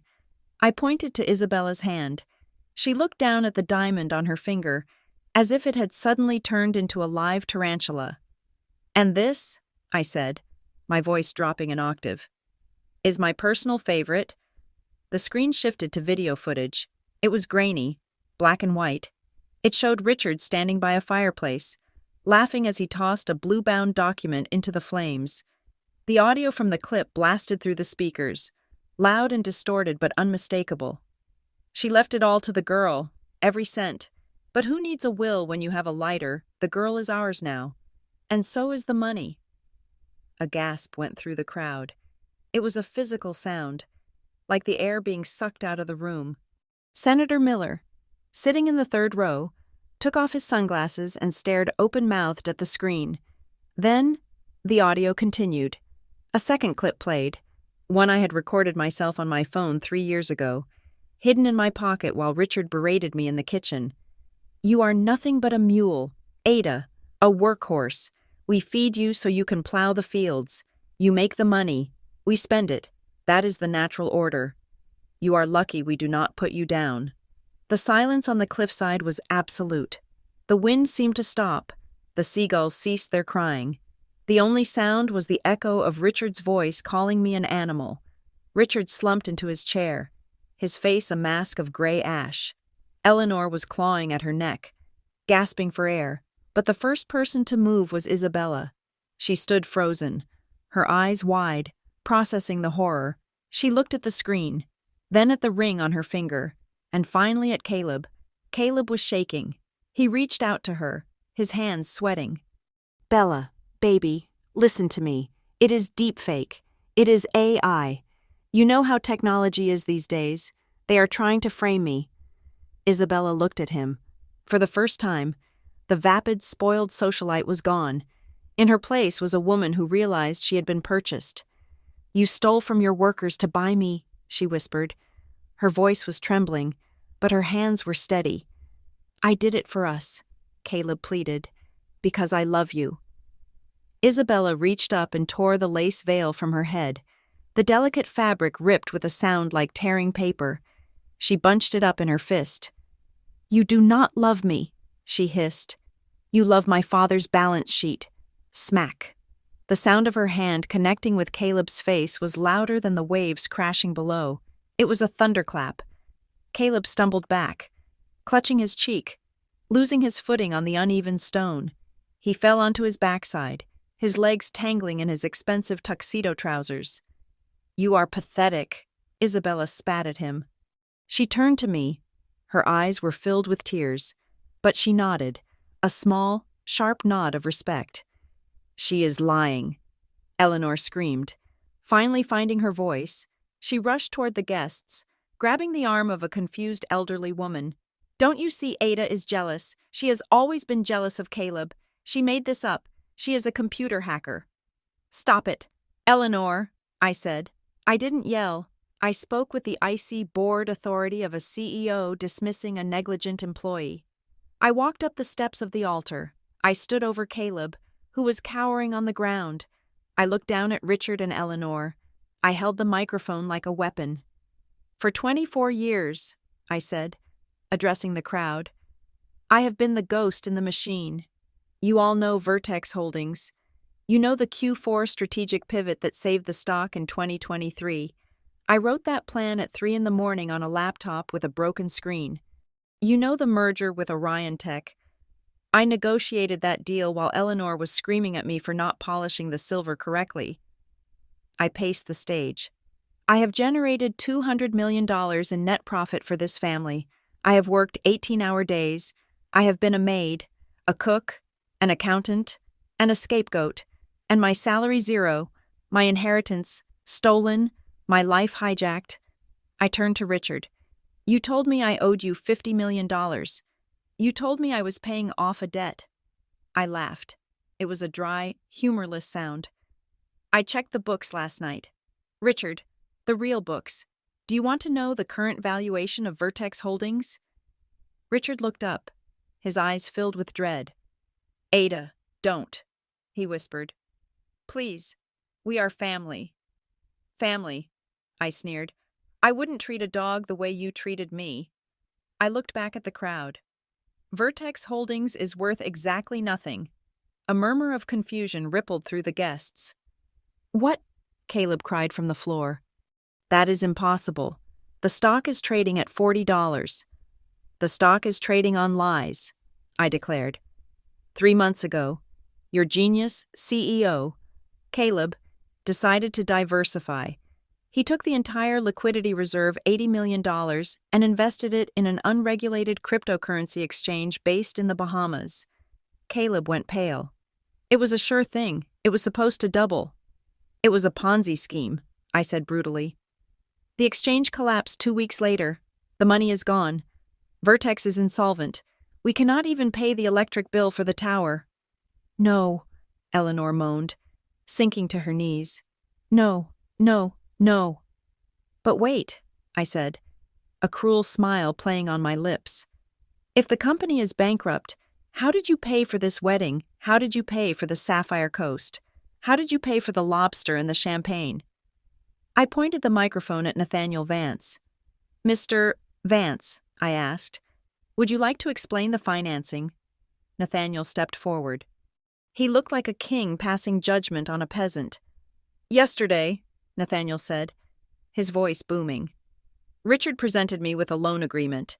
He needed $5 million to cover temporary cash flow issues for the wedding. He used my name as the guarantor. He forged my signature on a promissory note to a private equity lender known for aggressive collection tactics. The crowd gasped again. Forgery. Fraud. You knew? Richard stammered. I know everything, Nathaniel said coldly. I bought the note this morning. I bought the debt. I am the lender now. He pulled a piece of paper from his jacket pocket. This is the loan agreement, Nathaniel said. It is secured by the personal assets of the borrower. Since Vertex is bankrupt, the collateral defaults to your personal property, your penthouse, your cars, your jewelry, even the clothes on your backs. He tore the paper in half, then in half again, letting the pieces flutter away in the wind. But I do not want your things, Nathaniel said. I want justice, and you are going to get it, I added. I gestured to the back of the venue. The heavy doors opened again, but this time, it wasn't a bride or a groom. It was a phalanx of men in navy blue windbreakers with yellow letters emblazoned on the back, FBI. They moved with practiced efficiency. They didn't run. They swarmed. They flowed down the aisle, ignoring the stunned guests. Richard Preston, Eleanor Preston, Caleb Preston, the lead agent announced, holding up a badge. You are under arrest for securities fraud, embezzlement, grand larceny, forgery, and human trafficking.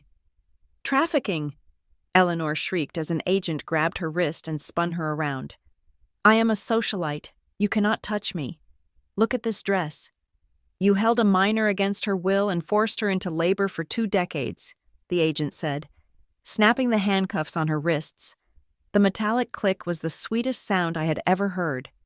That is trafficking, ma'am. Caleb tried to crawl away. He actually tried to crawl under the altar table. An agent dragged him out by his feet. Bella, help me, Caleb screamed, snot running down his face. Tell them we are in love, spousal privilege. You cannot testify against me if we are married." Isabella looked down at him with pure disgust. She took off the engagement ring, the $3 million lie, and threw it at him. It bounced off his forehead. "We are not married," she said, "and I hope you rot." Richard didn't fight. He just sat in his chair, staring at me. As the agents pulled him up, he looked me in the eye. "I raised you," he rasped. "I gave you a home." I walked up to him. I was close enough to smell the fierce sweat on him. "You gave me a cage," I whispered, "and you forgot that tigers grow up." "You have destroyed us," Richard said, tears finally streaming down his face, real tears this time. "You have burned it all down. Are you happy you are the queen of a graveyard?" I looked at the chaos around me, the ruined wedding, the screaming stepmother, the sobbing stepbrother, the guests live-streaming the arrests on their phones. I looked at the screen, where my mother's name was still shining bright. "I am not the queen of a graveyard. Richard," I said. "I am the phoenix, and I just lit the match." I turned to the FBI agent holding him. "Take him away. He is trespassing on my property." The agents hauled them up the aisle. The guests parted like the Red Sea, holding up their phones to capture the walk of shame. I watched them go. I watched the backs of the people who had owned me for 24 years disappear into the back of a police van. The music had stopped. The wind was the only sound left. I stood alone at the altar in my red dress. My hands were shaking, not from fear, but from the adrenaline crash. Nathaniel Vance walked up to me. He placed a hand on my shoulder. "Are you okay?" he asked softly. I took a deep breath. The air tasted salty and clean. It tasted like freedom. "No," I said honestly. "But I will be." I looked at the crowd. They were staring at me, waiting for a speech, an explanation, something. I raised the microphone one last time. "The bar is open," I said, "and since I am now the sole owner of the catering company, drinks are on the house." Then I dropped the microphone. Thud. It was over. The lie was dead, and Ada Brookfield was finally, terrifyingly, alive. The sound of handcuffs clicking shut is distinct. It is a mechanical, final sound, like a heavy book slamming closed on a long, tedious story. I stood on the altar, the wind whipping my red dress around my legs, watching the architecture of the Preston family crumble in real time. It was not a slow decay. It was a structural failure.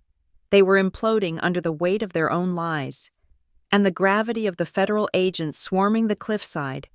Richard Preston, a man who had spent 2 decades lecturing me on the importance of dignity and appearance, was currently face down in the dirt. His expensive Italian tuxedo was covered in dust. An FBI agent had a knee pressed firmly into the small of his back. "You have the wrong man," Richard screamed, his voice cracking with a desperation that was pathetic to witness. He twisted his head, spitting grass and dirt, trying to make eye contact with the lead agent. "I am retired.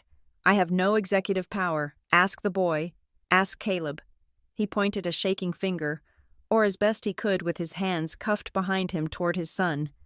"Caleb is the CEO," Richard bellowed, throwing his own child into the fire without a second of hesitation. He signed the checks.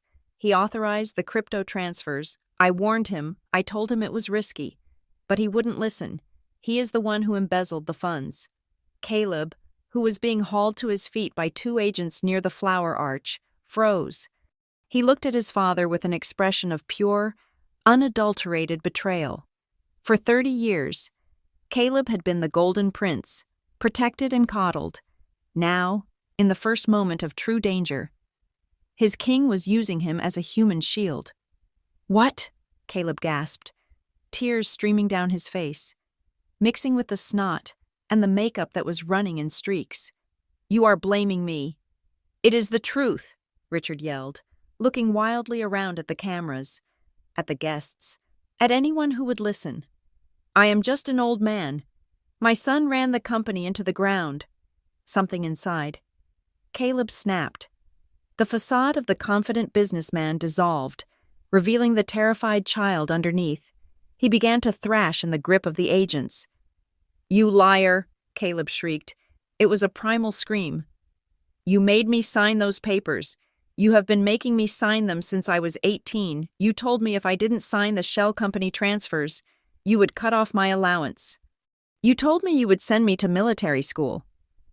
Caleb looked directly at the nearest camera, a smartphone held by a fashion blogger in the second row, and vomited his confession. "He forged the board minutes," Caleb yelled, hysterical. "He and Mom. They have a crushing machine in the basement. They destroyed the archives. I have the texts. I have the emails where they told me how to hide the money. Don't let him lie. He is the mastermind." "Shut up, you idiot," Eleanor screamed. She was struggling against a female agent who was trying to read her rights. Eleanor's complex updo had collapsed, hanging in straggly loops around her face. "Do not say another word.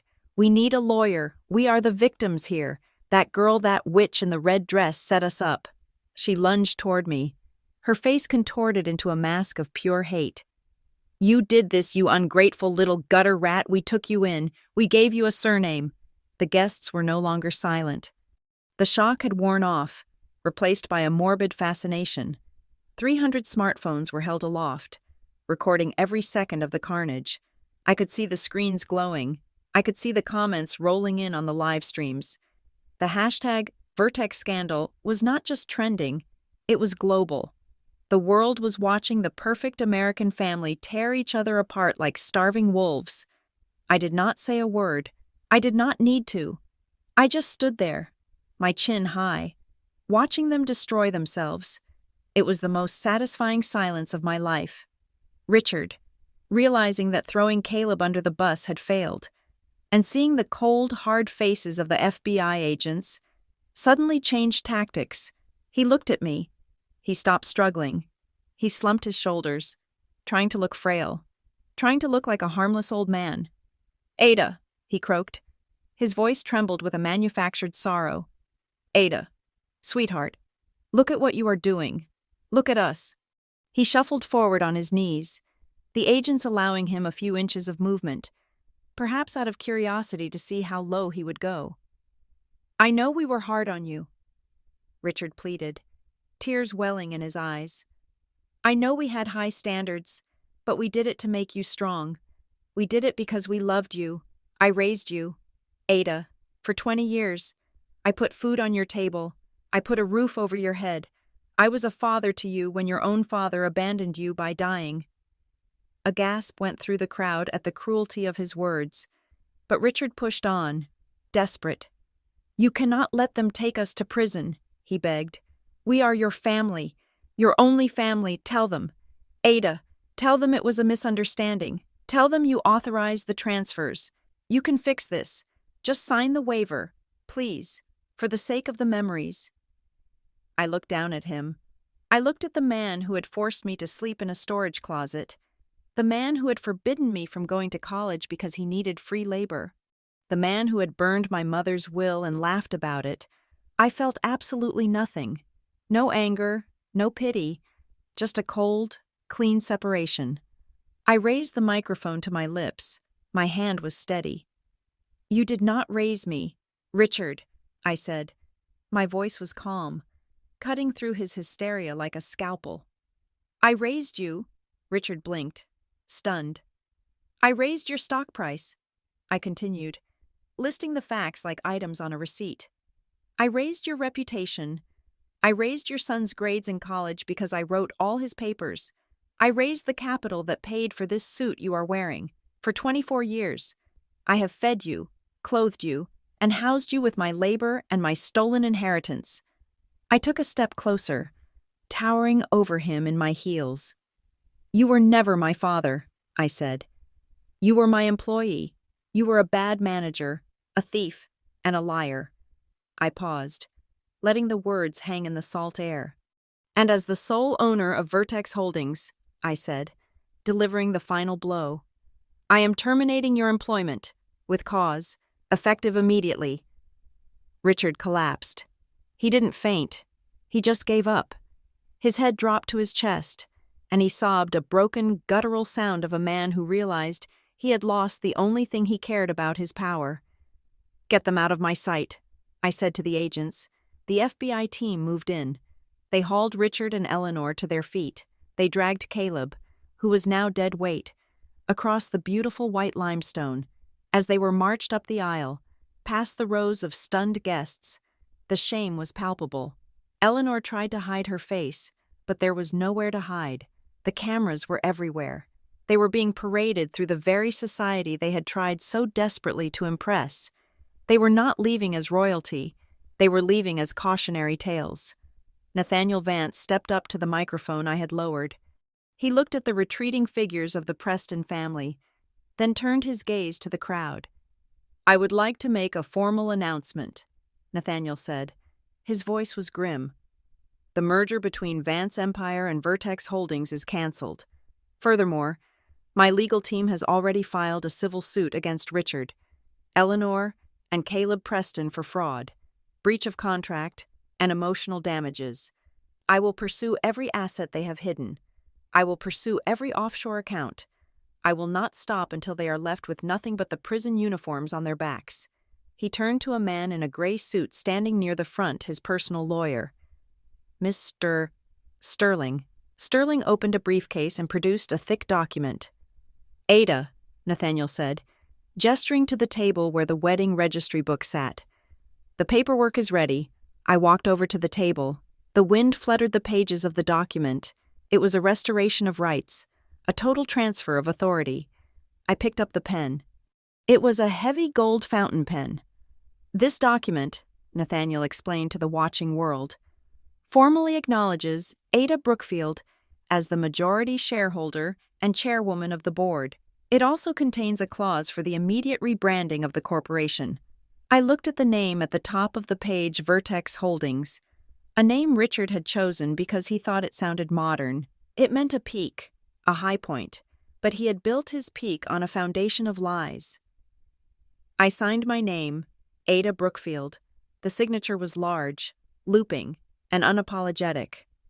"What will you call it?" Nathaniel asked quietly. I looked at the ocean.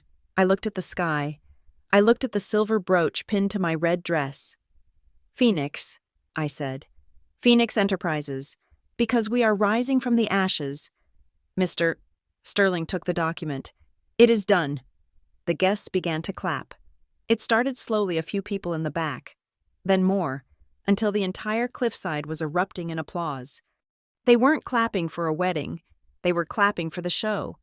They were clapping for the victor. I stood there, letting the applause wash over me.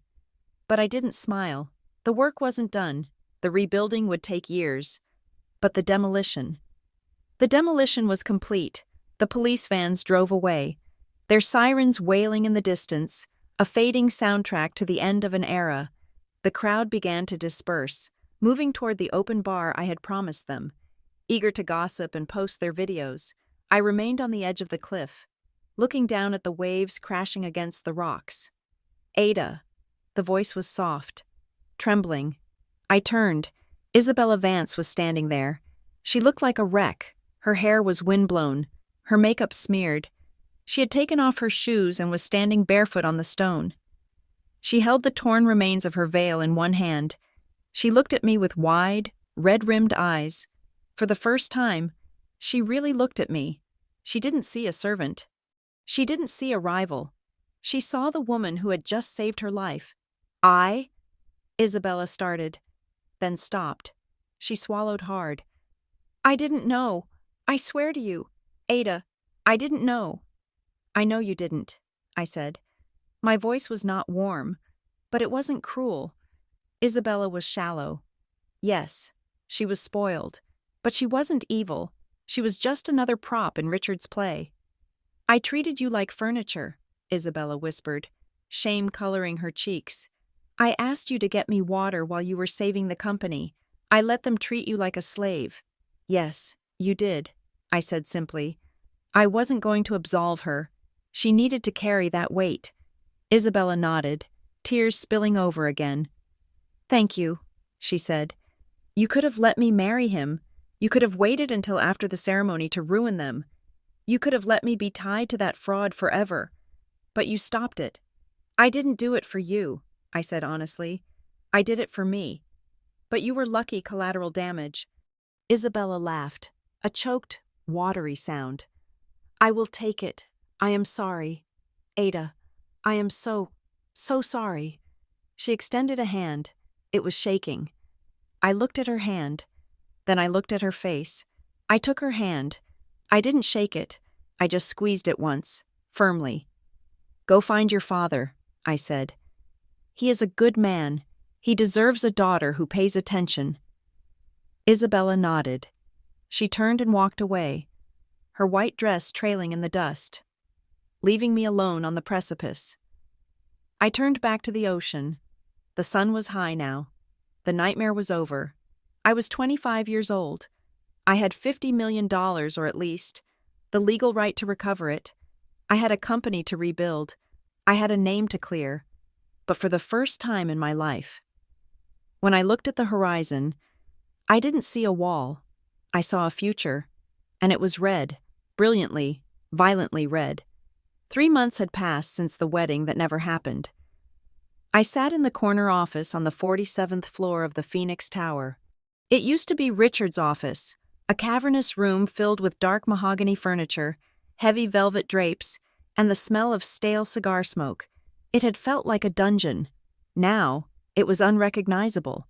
I had torn down the heavy curtains to reveal floor-to-ceiling glass that offered a panoramic view of the Manhattan skyline. The mahogany was gone, replaced by sleek, white marble and ergonomic steel. The air smelled of fresh lilies and ambition. On the wall opposite my desk, a large flat-screen television was tuned to the midday news. The volume was low, but the caption at the bottom of the screen was impossible to miss. Breaking news. Preston family sentencing. I picked up my remote and turned the volume up. The news anchor, a woman with a severe bob cut, looked into the camera with grave seriousness. In a landmark ruling today, the federal court has handed down maximum sentences for the perpetrators of the Vertex scandal, the anchor announced. Richard and Eleanor Preston were sentenced to 25 years each in federal prison without the possibility of parole. The charges included grand larceny, securities fraud, tax evasion, and human trafficking related to the forced labor of their ward, Ada Brookfield. The screen cut to footage of Richard and Eleanor being led out of the courthouse. They were not wearing designer suits or silk dresses anymore. They were wearing orange jumpsuits that hung loosely on their frames. Richard looked frail, his hair white and unkempt. Eleanor looked hollow, her face devoid of the makeup she had used as armor for decades. They looked like what they had always been: small, petty criminals who got lucky for a while. Caleb Preston, the anchor continued, was sentenced to 10 years for his role in the embezzlement scheme and for aiding and abetting the financial fraud. His defense team argued that he was coerced, but the judge cited the millions of dollars he personally spent on luxury goods as evidence of his willing participation. I watched Caleb being shoved into a transport van. He was crying. He was always crying now. The golden boy had rusted. I turned the television off. The silence that filled the room was not empty. It was peaceful. There was a knock on the glass door. "Come in," I said. Nathaniel Vance walked in. He was holding 2 cups of coffee from the cart down the street, the cheap, strong kind that kept you awake for days. He was wearing a casual blazer, looking more like a university professor than a billionaire real estate tycoon. "I saw the news," Nathaniel said, setting the coffee down on my desk. 25 years. It is a long time. It is 1 year for every year they stole from me, I said, taking the cup. Plus 1 for interest. Nathaniel smiled. That sounds like a fair calculation. He pulled a chair up to my desk and sat down. How are the Q3 projections looking? Better than expected, I said, sliding a tablet across the desk toward him. We have liquidated the shell companies Richard set up. The forensic accountants found another $4 million hidden in a Cayman Islands account yesterday. It is not much, but it covers the severance packages for the staff we had to let go during the restructuring. The past 3 months had been a blur of sleepless nights and caffeine. Reclaiming the company was the easy part. Saving it was the war. Vertex Holdings now, Phoenix Enterprises had been rotting from the inside out. I had to fire the entire executive board, most of whom were Richard's cronies. I had to renegotiate contracts with suppliers who hadn't been paid in 6 months. I had to convince the public that the company wasn't a criminal enterprise, but a victim of one. I used every skill I had learned in the shadows. The organizational efficiency I developed planning parties for 300 people helped me streamline the logistics division. The financial wizardry I used to hide Caleb's theft helped me find the capital to keep the lights on. The writing skills I used for Caleb's speeches helped me craft a public apology that actually sounded sincere. "You are doing it, Ada," Nathaniel said. Looking at the numbers, "You are actually pulling it off. The stock is up 12% since the rebrand. The market trusts you." "They trust the story," I corrected him. "They love the story of the orphan who took back her kingdom, but stories fade. I need to give them results." "You are your mother's daughter," Nathaniel said softly. "Evelyn would be terrifyingly proud of you." "I am not just her daughter anymore," I said, looking out at the city. "I am her partner." Nathaniel stood up. "I have a board meeting at Vance Empire, but I wanted to drop this off." He reached into his pocket and pulled out a small velvet box. Inside was the silver phoenix brooch. One of the clasps had been broken during the chaos at the wedding, and he had taken it to be repaired. "Good as new," he said. "Thank you."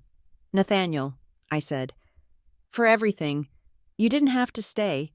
You could have walked away after the wedding." "I told you," he said, winking. "I am an investor, and I never bet against a sure thing." He left, and I was alone again. I pinned the brooch to my lapel. It felt heavy and right. I checked my watch. It was 2:00. I had one last meeting today. It was not on the official calendar. It was a personal errand. My driver, a quiet man named Leo, who used to be a Navy SEAL, was waiting for me in the garage. The car was a black sedan, understated but armored. I didn't ride in limousines. Limousines were for people who needed to prove they were important. "Where to, Miss Brookfield?" Leo asked. "The Federal Correctional Institution in Otisville," I said. The drive took 2 hours. I spent the time reviewing the document I had prepared. It was a single sheet of paper, printed on heavy company letterhead. The prison was a gray concrete block surrounded by razor wire. It looked cold. It looked miserable. It looked perfect.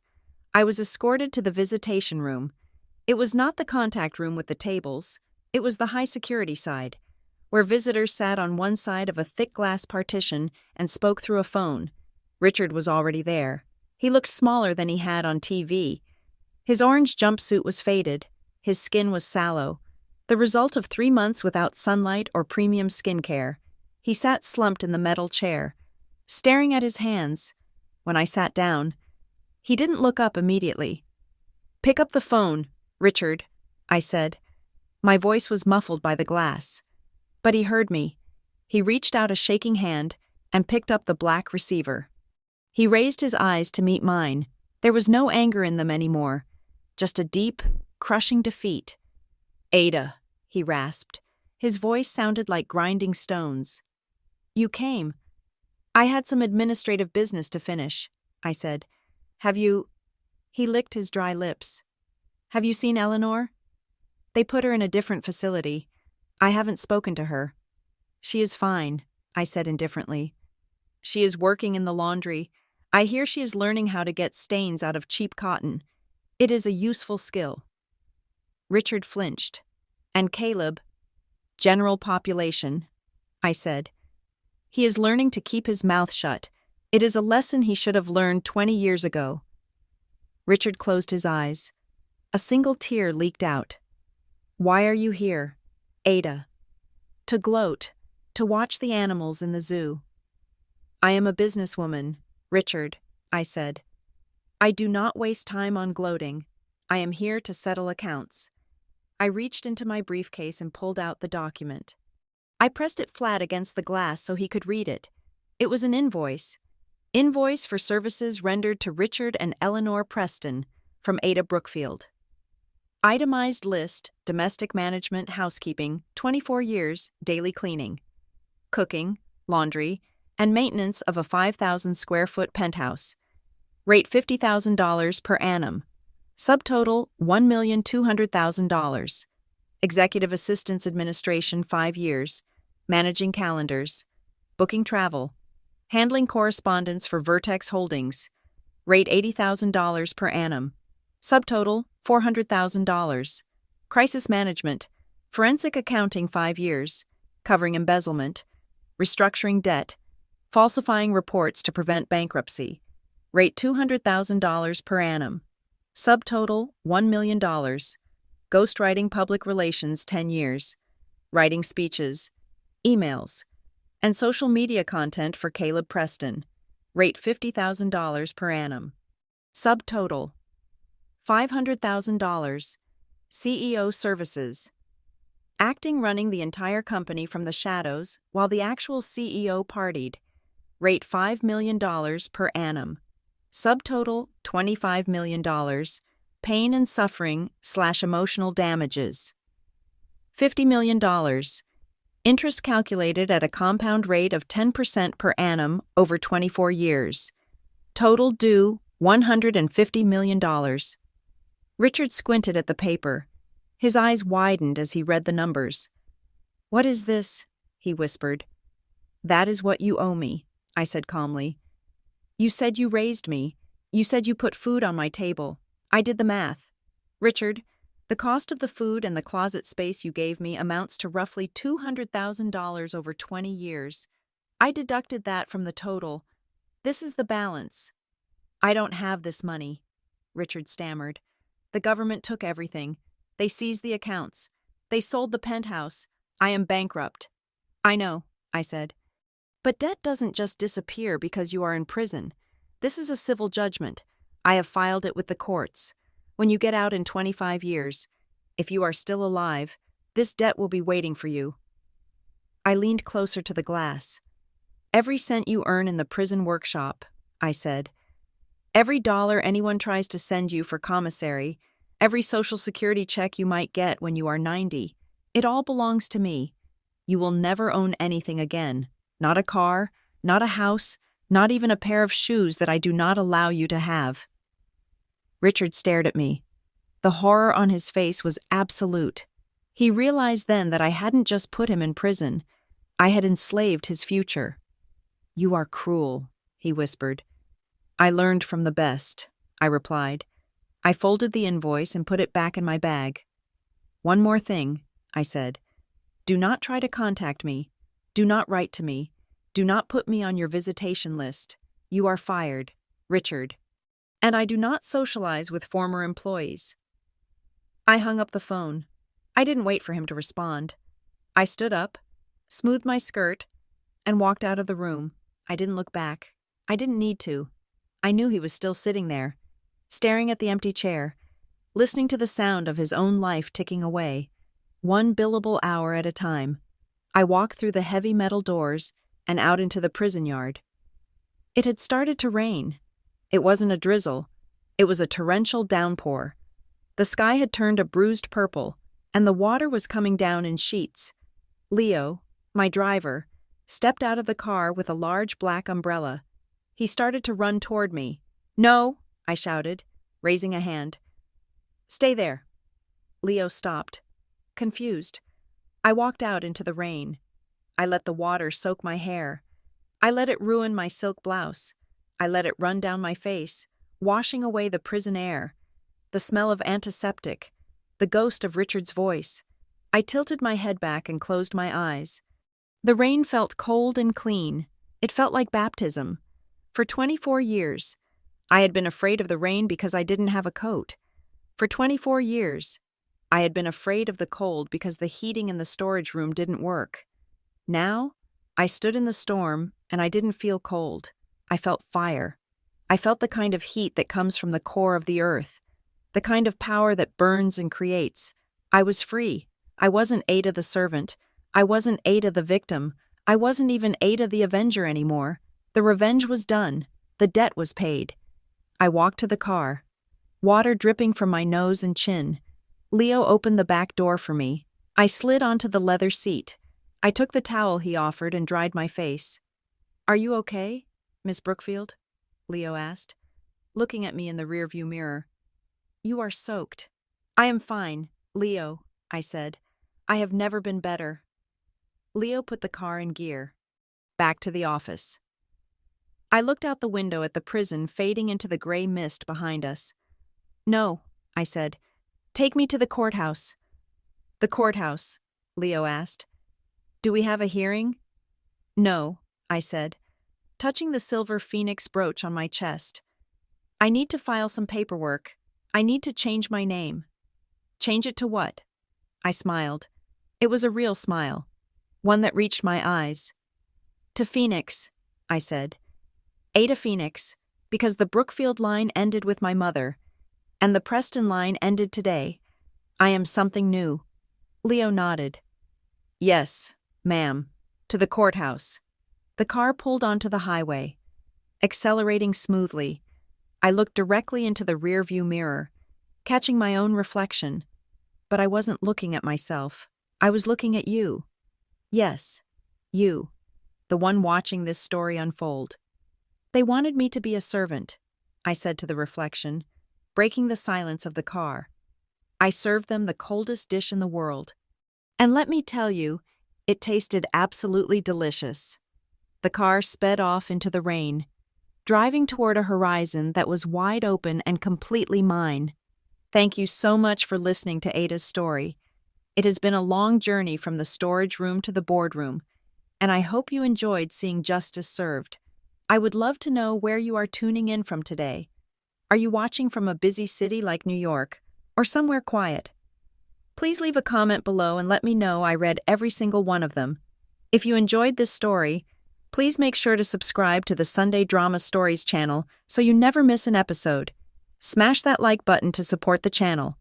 And if you really love the revenge, hit the hype button to help this video get recommended to more people who need a little inspiration to fight back. Have you ever been taken advantage of because of your kindness? Have you ever had to fight to get what you deserve? Share your story in the comments below. Never let anyone determine your worth. Goodbye, and see you in the next story.